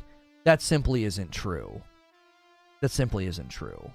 That's just, so basically what you're saying is, you've established, I think, taken to its logical end, you've established pure agnosticism with respect to marketing and confidence in a product. Take it to its logical end. Do it. Well, all marketing is dishonest. All marketing is lies. Then we don't know jack squat about a game before it comes out. We know nothing. You have to shrug your shoulders and be an agnostic and say, we can't know. We can't know. It's agnostic, right? You put an A in front of it like atheist. It's non-theistic. It's non-gnosis, non-knowledge. There is no knowledge. We can have no knowledge, right? You're being agnostic about it. You're saying, well, we can't really know then. You're not saying it, but that's the logical conclusion of the position. The logical conclusion of the position of like, well, everybody lies. Everything we've bought on a false pretense. Then we can know nothing about anything. Every commercial that comes out, every trailer, every announced product, it doesn't matter if it's a Bluetooth pair of headphones, the PlayStation Portal, it doesn't matter if it's a video game, it doesn't matter. It doesn't matter if it's Spider-Man or Lords of the Fallen. We know nothing until the game comes out because all marketing lies. I feel like all that is that's acid on a conversation. That's death of the conversation. How are we supposed to talk about anything if, like, well, everybody just lies to us? Everything we buy in a false pretense. Well, then what in the frick are we even talking about then? Let's just all shut this down. We'll all go home. You don't need to watch YouTube anymore. You don't need to be on Twitter. You don't need to watch trailers. You don't need to check out a game's gameplay before it comes out because all marketing does is lie to you, and everything you buy in a false pretense. So you're always shooting blind and you're always in the dark. Right? I mean, that's the premise of your argument. That's the logical end of your premise, if you press it. 10 spot from Thorn. Every game right now going forward for me is a get-on-sale game. Too many games right now are mediocre, overhyped games that aren't fixed until years 3 after launch or are poorly optimized. Thank you for the 10 spot. I don't know if that's true, though. I think there's been some very good games that have launched this year. I think this has been probably one of the best games, the best years in gaming in like 15 years. I don't think we've gotten this litany of games this year that like, oh yeah, you gotta wait, they're mediocre, they need to be patched. Eugene says, for that person, why do they ever follow games then? Why are they here? Why do they scour the internet for information about upcoming titles if it's all just lies? That's exactly right. It's an easy way out. That's right. To be fair, gamers in general could do well to be a crap ton more skeptical about games prior to release. I wouldn't argue for solipsism or pure agnosticism, but yeah, I understand assuming dishonesty. I think it's safe to assume puffery. It's that's fine. How's a Starfield watch? It's actually pretty cool. I actually like it. I'm trying to adjust to a wearable. I might get a fancier wearable than this. I might kind of look into what wearables are out there because I actually kind of like it. But this one's not very advanced. It's just kind of more stylish. And obviously it's cool because it's like right out of the game. You see what I'm saying? Like, I think it's probably better to say, yeah, there's some puffery going on here. You know. But I also think sometimes it's really obvious that a game is just showing you a game. You know? A game is just showing you a game. It's like, this is just the game. This is the... Why in the right hand, though? What? Is there a rule about where watches go? Did I miss that? I think you just put it where you prefer. For whatever reason, I'm left-handed, but that's my mind goes like that. Someone's like, check the time. If I do, like, the hand motion of, like, hey, you're going to be late, I literally do this. Like, instinctively. I don't know why. That's just what I do. Get one that goes with your phone. Yeah, the Apple Watches are pretty cool. I was thinking about that. Didn't make it a smartwatch. It pairs with my phone. I get little dings, little, and then I can see the message. I get that. That's it though. I mean, it's a little bit. The weather doesn't work yet either. The app says I can turn on weather. I can go to weather in the phone, in the watch, and it says to enable it on the device. There's an app on my iPhone, and the iPhone app doesn't have that. So I guess maybe that's coming later. I'm assuming it's just going to pull it from the weather app on the phone. You put it on your least dominant hand. Yeah, I'm left-handed. I never realized that's why we did that with watches. I just instinctively did it. Yeah, I'm lefty. I didn't realize that that's why we do that, but that's just what I do. I've always worn a watch on that side. I didn't know that's why I did that. I just did it.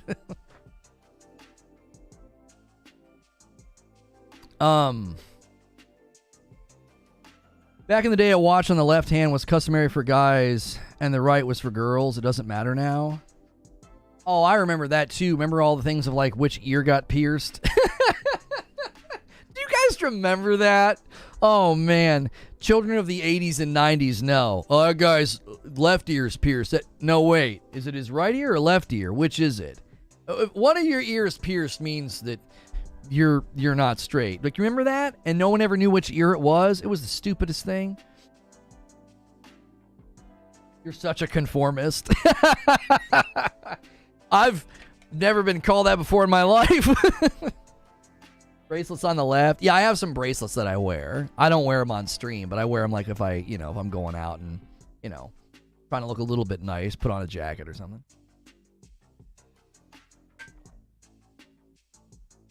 On your non-dominant arm because it's easier to put on. Oh, maybe that's why I just did it instinctively. Yeah, because I didn't even think about it. That's just where I put it. I tried it on my left and didn't like it. Yeah. If you had both ears, both ears, you're done. That was a real shock to the system when you'd go to like see some awesome hardcore band, like, and then they're pierced to heck and back, and you're like, I don't know what to think anymore. Exactly. Everybody disagreed about which ear. It was like such a Seinfeld episode. You'd always be like, hey, that guy got his ear pierced. It's in his left ear. Doesn't that mean? No, I thought it was your right ear. Are you sure? No. Steve told me it's left ear. Yeah, I know, but Dave told me it's right ear. I mean, do you guys know? Does anybody know? Frick, just go ask him. Hey, buddy. Hey, hold up. Like chasing down a guy, you know? Like, I got to ask you about your ear piercing. It's easier to put on. It stays out of the way. Oh, right. Like if you're writing. Yeah, I could see that. Yeah.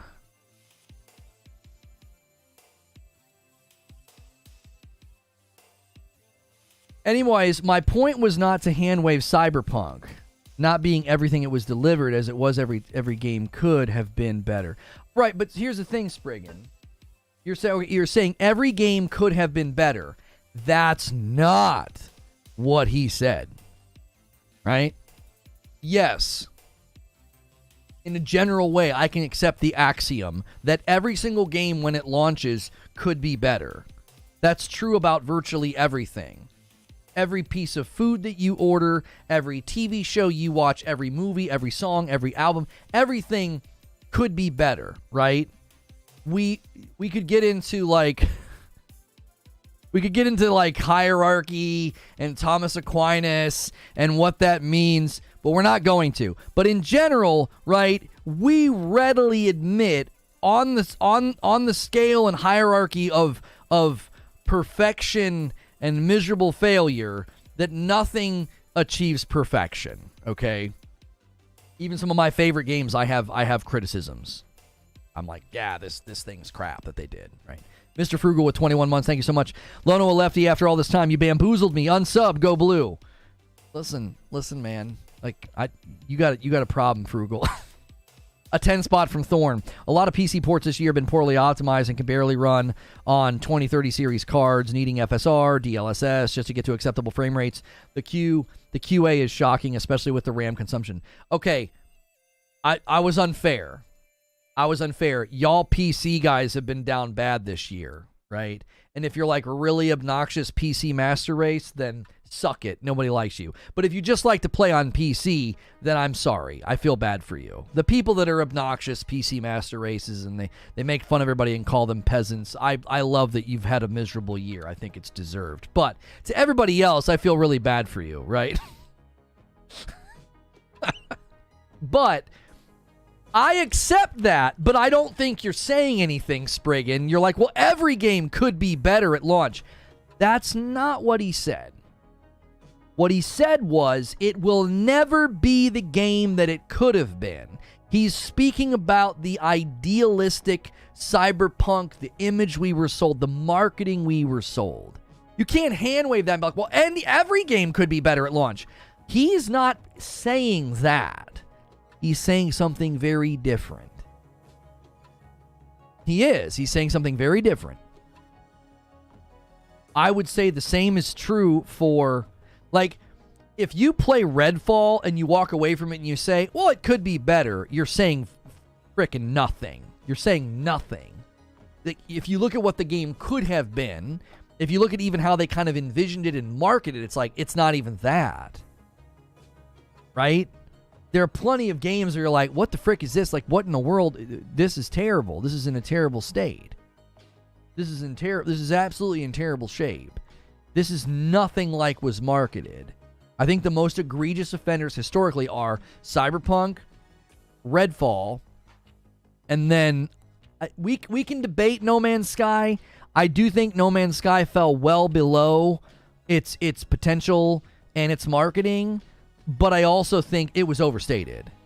There was a lot of issues with No Man's Sky that I feel like it got very, very much like blown out of proportion. You know, John Murray is a liar. It's like, oh my gosh. It was pathetic. It was well overstated. Anthem, thank you. There's a good one. Yep. Nothing at all like what was marketed.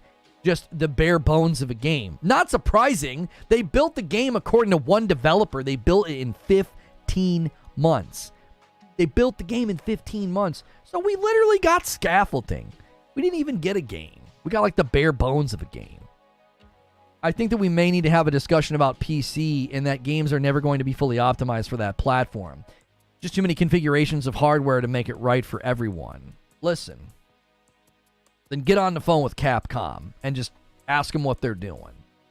Is it just engine level? Is the RE engine made out of magic pixie dust? How are they managing to do it? Come on. Get out of here. I don't accept that. I'm not saying that they need to be perfect when they land on PC, but the crap those guys have had to put up with this year is inexcusable. I'm talking like completely inexcusable, refund worthy, which thank God for Gabe, because they can actually get their money back on some of the crap they've bought this year, like Jedi Survivor. I'm still sore about that. That game will never be fixed. I've just accepted it. It's September. It is September. That game will never be fixed. Harbinger, thank you for gifting a member and bumping the line to 9. A little slower start on the gifted members, guys. Make sure you consider doing that. It's how we do this every single day. We are not a channel that does what we do because of, like, all the other things on YouTube. Y'all make it happen with the members. It's impressive that it was built in 15 months. Think about what they could have done. They built that in 15 to 18 months. Think about what they could have done with 4 years. 4 or 5 years. Excuses with developers. Capcom, Naughty Dog, Insomniac, and Sucker Punch have amazing engines. Even the Fox engine for Kojima is crazy. I mean, we do have to admit that the Nixus port of Ratchet & Clank has been amazing. The Days Gone port is good. God of War is good. Death Stranding is good, right? Death Stranding's in the Decima engine, right? Horizon Zero Dawn was rough, and they fixed it. Most of those were issues with, they built the game around 30 FPS, and once you raised it up to 60, it messed with stuff. That wasn't like necessarily a bad port. It was an actual internal thing in the game that had issues above 60, and then they ended up fixing a lot of those issues. But in general, there are plenty of games that have brought games to PC no problem. Now, the Last of Us port was rushed, and Iron Galaxy did it, so what the frick. But the Returnal port was very, very good. So I think people need to remember, you can't just be like, yeah, well, it's all the different configurations and all the different PCs. Sure, I think that's always going to be a challenge in bringing games to PC, but there are companies that are doing just fine. Spider-Man and Miles run just fine on PC. Scale and scope, for the most part, when we're talking Capcom, we're talking about games that were originally made for significantly weaker hardware, then remade in the new re-engine. What about all the other games I just listed? Spider-Man Remastered on PC is like one of the prettiest games you can play on PC. It's beautiful. Well, super well ported. Cyberpunk should have launched 2023-2024, complete with a fully interactive world. I don't know if they could have done that, Amos. I don't know what their financial situation was like at that point. Could they have literally said, we're going to delay the game for 3 more years? I don't know if they could have gotten away with that. Financially. That would have been amazing. Can you imagine that announcement? Can you imagine? Hey, we're delaying for 3 years. And we're canceling old gen, you know? RE7 and RE8 were remade games. Devil May Cry was a remade game. Thank you, Eugene. Didn't they spend 3 to 4 years planning Anthem? Yeah. Yes. The variety in PC hardware makes it hard to predict how well it will run, and you can't get less than 5% of optimizing you get on console, but it's overblown. Same instructions, same API across PCs. It should have worked on Anthem and Andromeda separately. The full team, both times separate. Both games would have been better received with delays. I think you're probably correct. The problem with Anthem was you had years of lost productivity. Instead of building the game, they were sitting around in pre-production acting like a bunch of idiots. Acting like a bunch of absolute idiots. Like, what are y'all doing? The leadership at BioWare failed that game. They failed that game immensely. Immensely. Today is the 4th. We're going to go at noon with that premiere. I'm gonna need the members thumbnail creature. The last 5% of optimizing you can get on PC, maybe 10%. Yeah, I don't have any issue with saying it's a little bit more complicated to bring games to PC, right? That's not what happened with Cyberpunk. That's not what happened with Cyberpunk. It actually was... Listen, the tables have turned a little bit. They have. Because historically speaking, some of the games back then that were trying to like land in both places were just in a terrible state. And then Cyberpunk landed okay on PC. I think it had like a 74% on PC in its earliest stages. I think it landed, it was rough, they fixed some things pretty quickly, and then it was in like the 70% on Steam with respect to score. And now things have kind of flipped around. We're having games land and they're better optimized for console than they are in the dadgum PCs. But even then, a lot of the games don't run well anywhere, like Jedi Survivor, so it's not really a question of is it PC's fault. It's just, I think when you have a poorly optimized game, you're probably going to feel it more on a PC, maybe? I'm not sure. Because if they don't optimize it enough, there's more pieces and parts and permutations that can cause issues over there. So, but again, every engine's different. So Jedi Survivor running as poorly as it did, it got more fixes on PC. Console got less. It's just, I don't know. There's not a one-size-fits-all answer here, I don't think. And I don't think that's what happened with Cyberpunk. A 5 spot from Thorn. I know many people who have just spent the money on a Steam Deck, Switch, and PS5 for the same amount instead of upgrading. It's not worth it anymore. It depends. Yo, what's good, Khaled? How are you?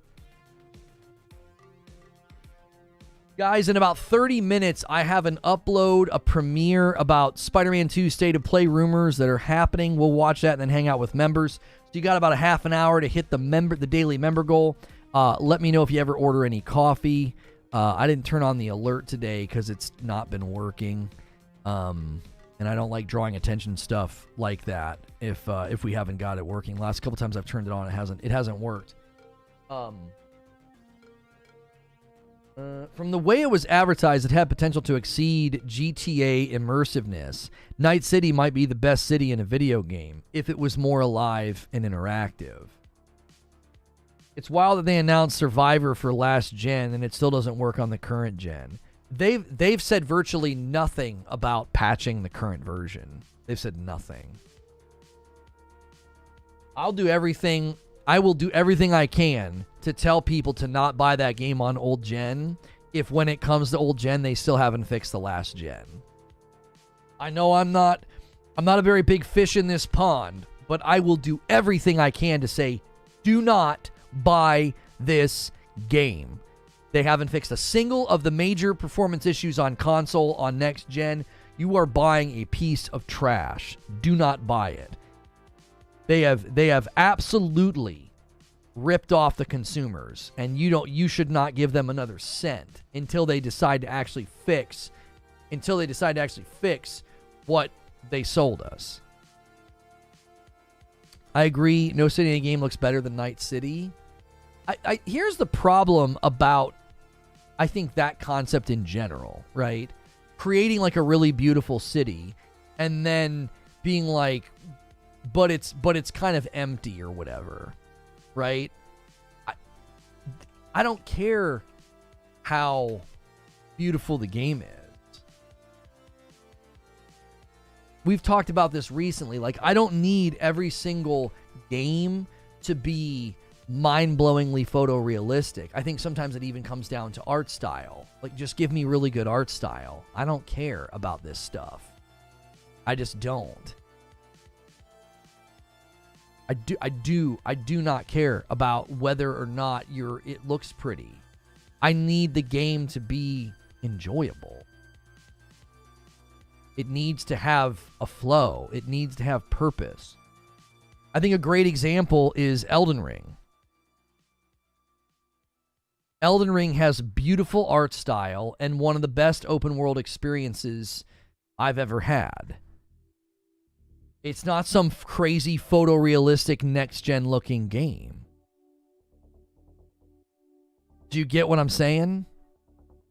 Like, I don't think that that's required. I think that And that's what I think is so weird sometimes, because people do that. Like, they focus on screenshots and stuff. They've done that with Cyberpunk. They're doing it with Starfield. And it's like, I don't care that you can go and take some amazing screenshot. That doesn't do anything for my experience. It can obviously enhance the experience, but that's not the experience. There's more to a game than looking pretty. And my issue with Night City has always been that. It's like, yeah, I can stand here and go to certain angles and do certain things and be like, look how pretty it is, but it's empty. And the AI movement and the flow of the city and the way people move, I'm like, this is just some big dead area. Like, there's nothing going on.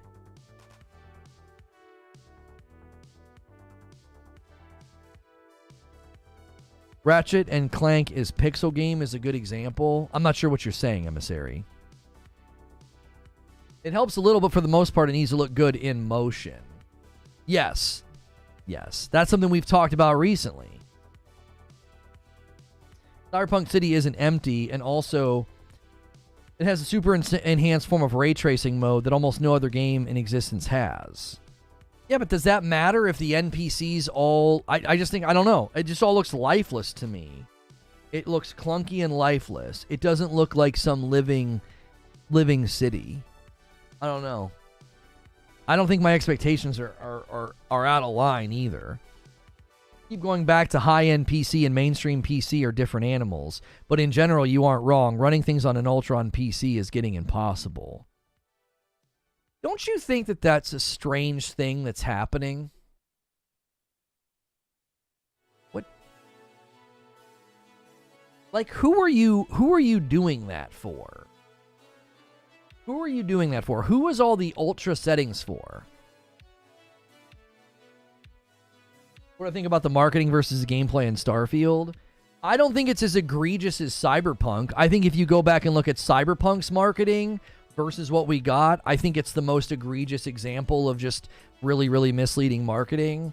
I think Starfield's up there, though. I don't think we got anything near close to what was marketed. It's a very, very different game, both in graphics and experience and what the game prioritizes and what the gameplay loop consists of. I think Cyberpunk's probably the worst offender. I think Anthem was really, really bad. No Man's Sky was pretty bad with respect to marketing versus what came out. This is the issue, I think. I don't think there's a score we can give.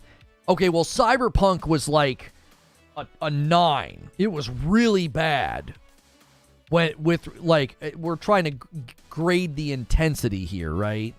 How bad was the misleading marketing? Like, how egregious was it? I don't think that's an easy conversation. I think it's like, well, you got to go back, you got to look at every single trailer, you got to look at every single gameplay snippet, and you got to have to put it up against what you could do in Cyberpunk when it came out. And you got to do the same thing with No Man's Sky and with Anthem. And Starfield had no marketing. It was mainly Bethesda fanboys calling it Fallout in space. It had no marketing. What? It had more gameplay than probably any other game I've ever covered. It had a 20-minute showcase last year and a 45-minute direct this year. There was more available gameplay of that game than virtually any other game I've ever covered. Like, I don't even think I think Elden Ring probably came close. I think there was roughly 20 to 30 minutes of gameplay of Elden Ring before it came out. You could watch significant portions of Elden Ring. And that one was obviously very close to the finished product. Because you were literally just watching people's, uncut raw gameplay. They would just drop in and have them, running around and doing stuff. Cyberpunk had a ton of marketing. Yeah, they had an Imagine Dragons song, but no marketing? Like, what are you talking about? That's a ridiculous claim. I think the difficulty is that every game starts their marketing and handles their marketing differently. I'm glad we're kind of leaving this era where they're like, we're making a game. And we're like, sweet, when's it coming out? And they're like, I don't know, 7 years maybe? And you're like, what? Like, we need to leave that behind. We absolutely need to leave that behind. It doesn't do anybody any good for you to be like, ta-da! Doesn't this look awesome? And you're like, yeah, man, that's sweet. When can I play it? And they're like, we have no idea. This isn't even a vertical slice. It's just rendered simulated footage. What? What's going on here, right? I think the farther we get away from that, I think the less we'll have to have these conversations. Armored Core 6 has been a marketing masterclass, in my opinion. Yeah, Armored Core 6 was like a super short marketing window. It's done really, really well commercially. It's reviewing really, really well. It's From Software's second biggest launch. And they marketed it for like, what? 6 months, maybe? Zubair says, you have to pick 2 out of 3 here. Relatively cheap hardware, cutting-edge visuals, high native resolutions. If you want cutting-edge visuals at 4K 120, you're building a $3,000 PC. You want console or mainstream PC prices at native resolution, your game better look like Hades or Hi-Fi Rush. You want console or mainstream PC prices, and you want cutting-edge visuals, you're going to need software cheats like upscaling and frame generation. Most people can't pay $1,000 for a console, and players seem to want the cutting-edge visuals, so the hardware is struggling to keep up. I don't disagree that the hardware is certainly going to continue to struggle to keep up, but I also think there's an oddity.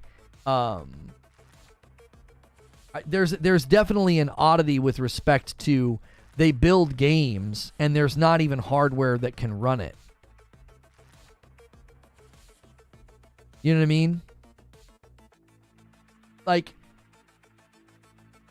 to me, it's like, how does that happen? I have a bigger question about that. I'm like, yeah, you can't even turn all this stuff on yet. And it's like, huh? Even if you turn it on a high-end system, it all runs really bad. It's like, why'd you even build that? It's just weird. It's like building a jet car. Yeah, we got a jet car. What's a jet car? Well, it's a car and a jet, and it can do 250 miles an hour. When the frick am I going to be able to do that? When and where? Well, there'll be superhighways in the future, and you'll be able to go from LA to Orlando in like 3 hours. And you're like, yeah, but I can't do that right now. We've got this game. You can turn on Ultra. You can turn on this. You can turn on that. And you're like, there's not a PC in existence that can run that well. Who the frick did you build that for? What are you doing? Why did you do that? It doesn't make any sense. Like, I get building games with Spectrum and saying top-of-the-line PCs can turn all this stuff on, mid-lanes here, lower-end PCs. I get that. But if your top-of-the-line PCs are like, whew, even we're struggling with this stuff, it's like, where did you build and test that? Do you have a magical PC somewhere? Where'd you build it? You don't even a really strong rig is struggling with some of these things. It doesn't make any sense. I think it's an accident of history. Sometimes the software is ahead. Sometimes the hardware is ahead. You can run Counter-Strike at like 500 FPS on a 4090, but people want eye candy. Called laying the groundwork for new tech. I mean, I think I'm not a tech guy, but I think I can appreciate that you're always pushing the envelope. You're always taking things, a little too far. 4090s and appropriate level CPUs are struggling to run the full suite of UE5 games at 4K 60. Right. That's kind of where I am. I'm like, well, don't push that then. Do something else. Like, if you want to increase the graphics, come up with other ways of doing it, or just don't do it at all. Quit wasting your time on that. If the rigs can't even do it, and the rigs that can do it they're such a small amount. They don't represent the vast majority of the consumer base. I just think there's a sweet spot of, yeah, we're pushing some things, we're doing some new things, but we're not completely wasting time on specs and graphical thresholds that virtually no computer in existence can even run. A 5-spot from Thorn. They'll be developing in workstations with Xeon processors, Ampere card, 64 RAM, etc., but no one could afford that. Crimson Desert. I need to see raw gameplay. I don't know if what we're seeing is genuine. I feel the same way about Space Marine 2. Looks really pretty, but my spidey sense is tingling. Those games don't seem... I don't feel like we're looking at actual gameplay. I think we're getting faked out. I do. Space Marine 2, I have serious doubts at its ability to run smooth with what they've shown us. There's just too much going on. There's too much density of enemies and particles and explosions, and I don't know. And the same goes for Crimson Desert. I'm looking at that game thinking, I don't know if this is real. It's really, really easy to trick us and to, fully render things. So, I feel like we've been having some issues today with chat. I'm going to go ahead and refresh mine. Also, we're going to be going over to this premiere in about 24 minutes. So if you guys want to make sure we hit this member goal, we have not missed it it's been almost an entire year. We started doing this November of last year. So we do need about 15 more members to hit that daily goal. I give 5 every 25, and we are starting out a brand new month with new goals. And you will be getting your rewards this month. We will be playing Mortal Kombat 1. I believe next week we can get in with Premium Edition Early Access. We will also be doing the Jar Jar Beat Saber stream. That'll be happening as well. And I don't think I'm forgetting any. I think those are the 2 that we nailed. Take UE5, for example. It's like 5 years. We will get really good usage out of its base level hardware caches when it catches up and the devs learn how to optimize it. Patrick, thanks so much for gifting a member, and he bumps the line to 10. Thank you guys so much. You guys can single gift this all the way there. Do a little single gifted train. There's almost 500 people here. $5 gifts a member and pays it forward to somebody else. Philip has had time with Space Marine 2. He says it's fantastic. It's a vertical slice, and didn't he even have questions about performance? I feel like he had questions about performance, and it was even still. I mean, it's a vertical slice, so it's always hard to know. Thorn jumps back in as a member plus. Zubair says, come on, y'all. We can do a little gifted member train here. Let's hit this daily goal before we have to go to this premiere. It's the holiday. Oh, yeah, I expected a little bit of a lighter turnout today. I actually am very pleased with where it landed. I thought we were going to be quite a bit lower than where we ended up, because I thought a lot of my audience goes to work and listens, and a lot of people are not at work today. They're propping their feet, They're getting ready to grill out and go to the pool, Space Marine 2 is going to be incredible. I hope it is. It's one of those ones where I look at it and I'm like, I don't know if that's real. That looks like a bunch of fully rendered video games. YouTube Lurker says, come on, y'all. I'll drop a big one. He drops a 10 bomb to get us all the way to 21. Last month, YouTube Lurker, the month prior, he was in the top 6. And this last month, he dropped out of the top running, so he might be making a run. He might be saying, look, I'm going back for the tippity top. The Eknor Award went to Javier Cotto, undeniable. Biggest problem with PC Starfield performance is people probably primarily using AMD. Really? Oh, it's raining in Seattle, no grilling today? I mean, it is Seattle after all. Pushing past those visuals and losing frames degrades the visuals you're pushing anyways. Yeah, I don't get the statement. It's the smoothest 30 FPS experience. I'm like, I don't know what that sentence doesn't make sense to me. Smooth and 30 FPS in the same sentence. I'm like, huh? What? What are you talking about? looks beautiful when you stand still. It's like, okay. When is it not raining in Seattle? That's right. That's right. You guys have an annual holiday. The one day of the year it doesn't rain. Everybody goes outside and gets sunburnt. Oh, man. I don't remember a Skill Up mentioned much about performance. I remember he was absolutely loving the gameplay. I mean, that's encouraging. It is. But it's a vertical slice. So it's like we never really know, if you're getting the genuine article. We never know. Anybody here bought the Pure Dark DLSS mod for Starfield? Yeah, I didn't. High fidelity and 30 FPS don't belong in the same sentence either. Yeah, it doesn't. I don't get it. I don't get what people are doing. I really don't. I also don't understand why everybody's acting like both consoles are doing the same thing. It's like, is this what we're going to get? We're going to get a bunch of, not pretty games running at 30. I'm like, I don't have that problem over here. I have that problem on my Xbox. Like that's like the new narrative point. It's like, yeah, we're just getting a bunch of not so pretty games at 30, so they're going to have to launch a pro console. I'm like, but that's not happening. What are you talking about? What do you mean? What games are you referring to?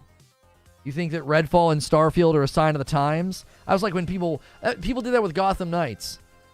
People had the nerve to do that with Gotham Knights. They're like, yep, guess these consoles just aren't strong enough. Yeah, or maybe the game is a pile of trash. Maybe that. I don't know. If you've ever considered the other possibility that the game's garbage. That's possible as an explanation, right? Like Redfall. Is Redfall an indication of where we're headed this gen? I don't think so. There's too many games to the contrary. There's too many games to the contrary. Yeah, man. We're just, these consoles just aren't strong enough, man. We're just going to get 30 FPS. Maybe over there. Maybe over there, but not over here. I bought the Frame Gen mod. It's great, but I'd rather Bethesda actually did some optimization. What about Final Fantasy 60 on performance mode? It proves that you can run that game at it proves that they can run that game at 60 FPS. They literally turn off dynamic resolution when you're not in combat. That was a choice they made. It's not a weakness in the box. You got to learn how to diagnose a problem. My car is having a real hard time making left turns, right? I don't know what the deal is. Well, maybe it's your rotors. Maybe it's your alignment. You have a flat tire, right? You got to diagnose the appropriate problem. We've got a litany of games hitting high fidelity graphics and 60 FPS on the PS5. Final Fantasy 16 hits great looking graphics, 60 FPS. It drops to 720. It's an internal resolution that's upscaled. You're playing Starfield at 900 then, okay? You want to play that game. You want to play that, fake number game. Then you're always at 900 on your Series S then, right? It's called upscaling. Final Fantasy 16 can do 60 FPS. It's not a lack of power in the PS5. It was a choice that they made. It doesn't look the best on performance mode. That's subjective. I think it looks fantastic in combat.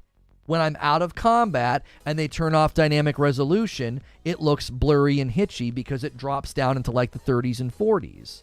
Again, that was a choice that they made as a developer. That's not the box is too weak. Burning Shores DLC makes this entire conversation superfluous. God of War Ragnarok, Ratchet and Clank. There are plenty of games right now where you can turn up the fidelity and still get 60 FPS. They've got great looking modes. They added an extra mode for Ratchet and Clank. It's not a weakness in the box. If that's how we come to conclusions, you got to go to one game, one example of a creative decision that the developers made. They're like, well, we don't want dynamic resolution during exploration. Oh, okay. They specifically said they made sure it was close to lock 60 FPS in combat, which if you play the combat in that game, it's showing you just how strong the PS5 is. It looks remarkable. It looks great. Well, it drops to 720. Yes, 30 seconds of a Digital Foundry review that is nothing but praise about how great the game is, and you're going to use that as a representation of the product. It's a 720 game. It's like, yeah, in one instance in an Icon fight, they drop the internal resolution to 720, and it's upscaled, and it's only noticeable when you're not playing. When I'm playing, I don't notice it. I've gotten in numerous of those Icon fights, and it stays at 60, and it looks awesome. I don't ever notice it. God of War has a 1080 120. Yeah, Modern Warfare had a 120 mode. I'm telling you, there's this weird thing that happens. It's like, you know, Redfall and Starfield come out, and even Gotham Knights, and it's like, yep, these consoles just aren't strong enough. It's like, what are you talking about?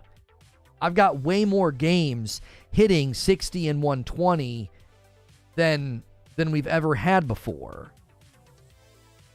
And the other question I have for people is, wait, weren't you guys just months ago saying that your box had more 120 FPS games than the PS5? What about that? Guess these consoles just aren't strong enough. Well, then why are you flexing on 120? It sounds like you're making mutually exclusive claims. You notice the FPS outside of combat, though. Yes, and you're either not listening or you're just doing that thing where you ignore the point that I make. The FPS doesn't stay at 60 outside of combat because they turn off dynamic resolution. That sentence is very easy to understand. That sentence is not indicative of a weakness in the console. It was a choice the developers made. That's also a very easy to understand sentence. Can you understand what I'm saying? If you're going to try to come to the conclusion that these boxes just aren't strong enough, that's not evidence in your argument. There's also plenty of games to the contrary of your argument. You can look at plenty of games on the PS5 hitting 60 FPS, no problem. And they got really good looking graphics. It's not like I turn on 60 FPS and I'm suddenly playing some blurry, ugly game. But the internal resolution, if you really want to start cherry picking internal resolution, then look at what the Series S smooth, great performance is doing. It's internally at 900. Do you want to cherry pick internal resolution only when it's convenient, or do you want to do it all of the time? Upscaling technology has gotten really, really good. Who cares if the game's internally 1080 upscaled to 1440? You can't tell most of the time when you're in full motion and full gameplay. There's a great video on this. The guy shows everybody standing still, and he's like, you can see the difference in the crispness, right? One's native, one's upscaled. He's like, as soon as you start moving, you can't tell. That's my point. If you're going to try to run that argument of like, well, these consoles just aren't strong enough, there are not enough games to make that argument. You've got really crappy games or really specific decisions that were made, and it's like, that does not substantiate that, oh yeah, these boxes are just too weak to do 60.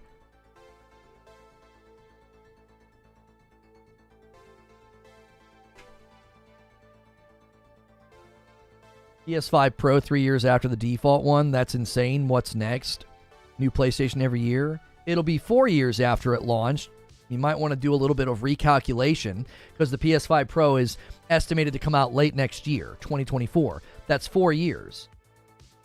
Do you want to do a little bit of research into when the PS4 Pro came out, and count those years? You're gonna see the reality. You're gonna see they did the exact same thing then, and this time they're gonna have more standard versions of the PlayStation 5 in circulation than they had standard versions of the PS4. 4 years, homie. It's the halfway mark. If the life cycle of the PS5 is roughly 8 to 9 years, and you drop a Pro 4 years in, that's not too bad. That's not too bad. And if you look at the PS4 Pro, it dropped earlier and there were less PS4s in circulation.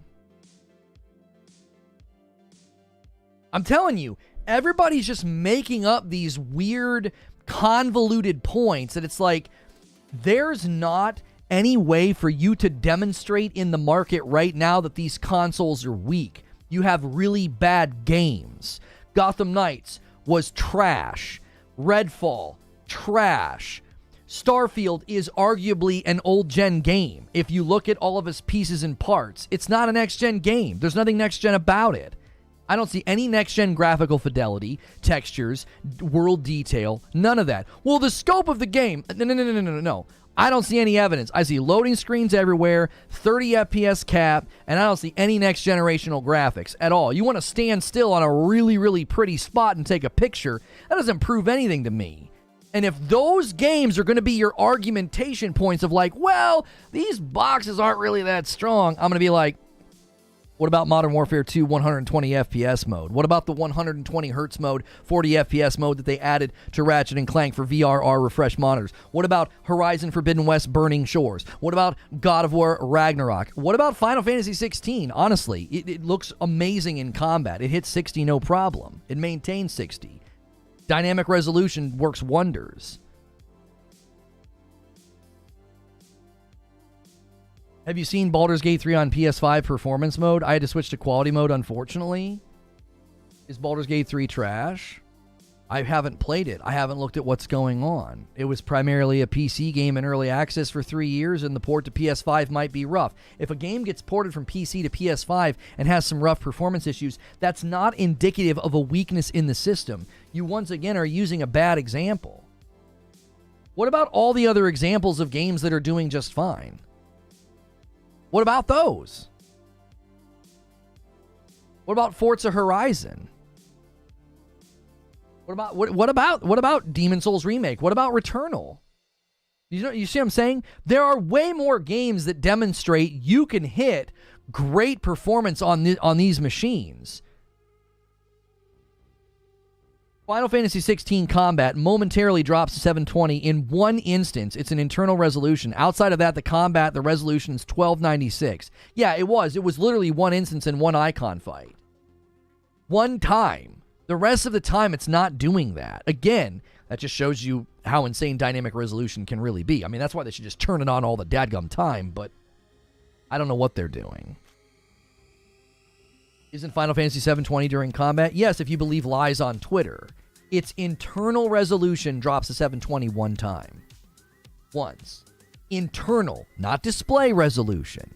Just like Starfield's internal resolution on the Series S is 900. And it's upscaled to 1440. Everybody's doing upscaling technology. You just look at tweets and you see cherry-pick stats. 720 is next gen. See, there you go. Just cherry-picking. You're just absolutely cherry-picking. Everybody does it. 1080 is not next gen. 1080 internal, upscaled to 1440, is next gen. Most games are doing that. Internal, upscaled to a higher resolution is literally common practice. But you don't know that because you follow people on Twitter who cherry-pick numbers and headlines like, yeah, Final Fantasy runs at 720. No, they're cherry-picking a stat. It's an internal resolution that's upscaled. It's dynamic resolution, meaning it goes up and down depending on the demands of the game. You don't even notice it, like Eugene's saying. Like, you literally have to, like, screenshot it, freeze it, and, like, zoom in on one particular part of the screen. That was somebody doing a tech breakdown. You don't notice internal resolution drops.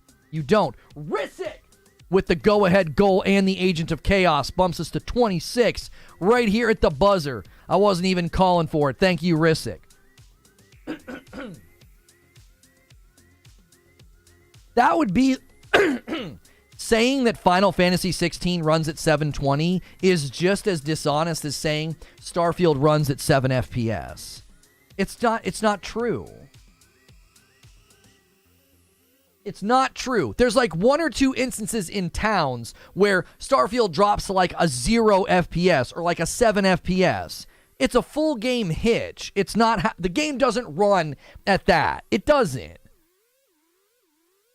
How does Final Fantasy look and feel during combat? It looks and feels amazing. You don't even notice what people talk about. You don't even notice it. That's the beauty of dynamic resolution. It's like if everything's in full motion, you don't see it. It's like explosions happening. There's a dragon. There's a giant being that you're fighting as. Come on, it's ridiculous. Why is nobody talking about Armored Core? What do you mean, why is nobody talking about it? So it still drops during combat, LOL. So you still don't understand what dynamic resolution is, LOL. Do you know what dynamic resolution is, Kyle? Do you understand how it works? I feel like I noticed it when I played. Listen, everybody's experience is subjective. So if you noticed it, okay, fine. That's not what we're talking about. We are talking about whether or not you can demonstrate with the games that have come out, are these boxes too weak to get 60 FPS? You can't demonstrate that. You can't. Demon's Souls Remake, Returnal, Ratchet & Clank Rift Apart, God of War Ragnarok, Horizon Forbidden West, Burning Shores. Modern Warfare 2 has a 120 FPS mode. Final Fantasy 16 holds 60 FPS in combat. All these games show the box isn't too weak. Well, but you don't maintain 60 outside of combat because they turn off dynamic resolution. Is the box too weak? No, because they demonstrate in the combat that with dynamic resolution, it can hit 60 FPS. Yeah, GT7, another game. Gran Turismo 7.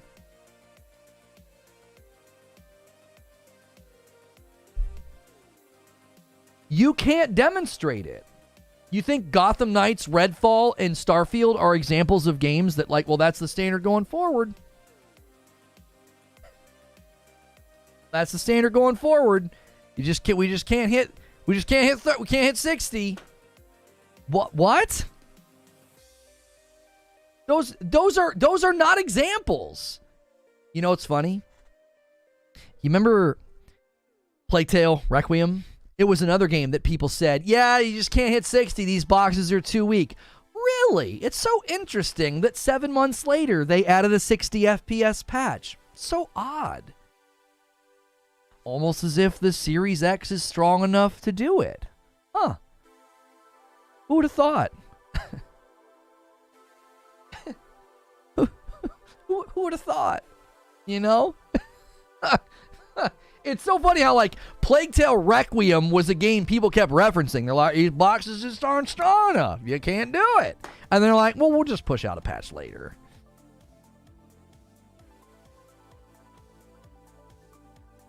The people running that argument, it's not a facts-based argument. You're not deducing that. You're not looking at like a pattern in the market and then deducing it and being like, well, I've deduced that these boxes aren't strong enough because all evidence points to the contrary. They had to reduce a lot of stuff to achieve that. Okay. And that's what performance modes do. That's what you get when you do the 120 mode in Modern Warfare.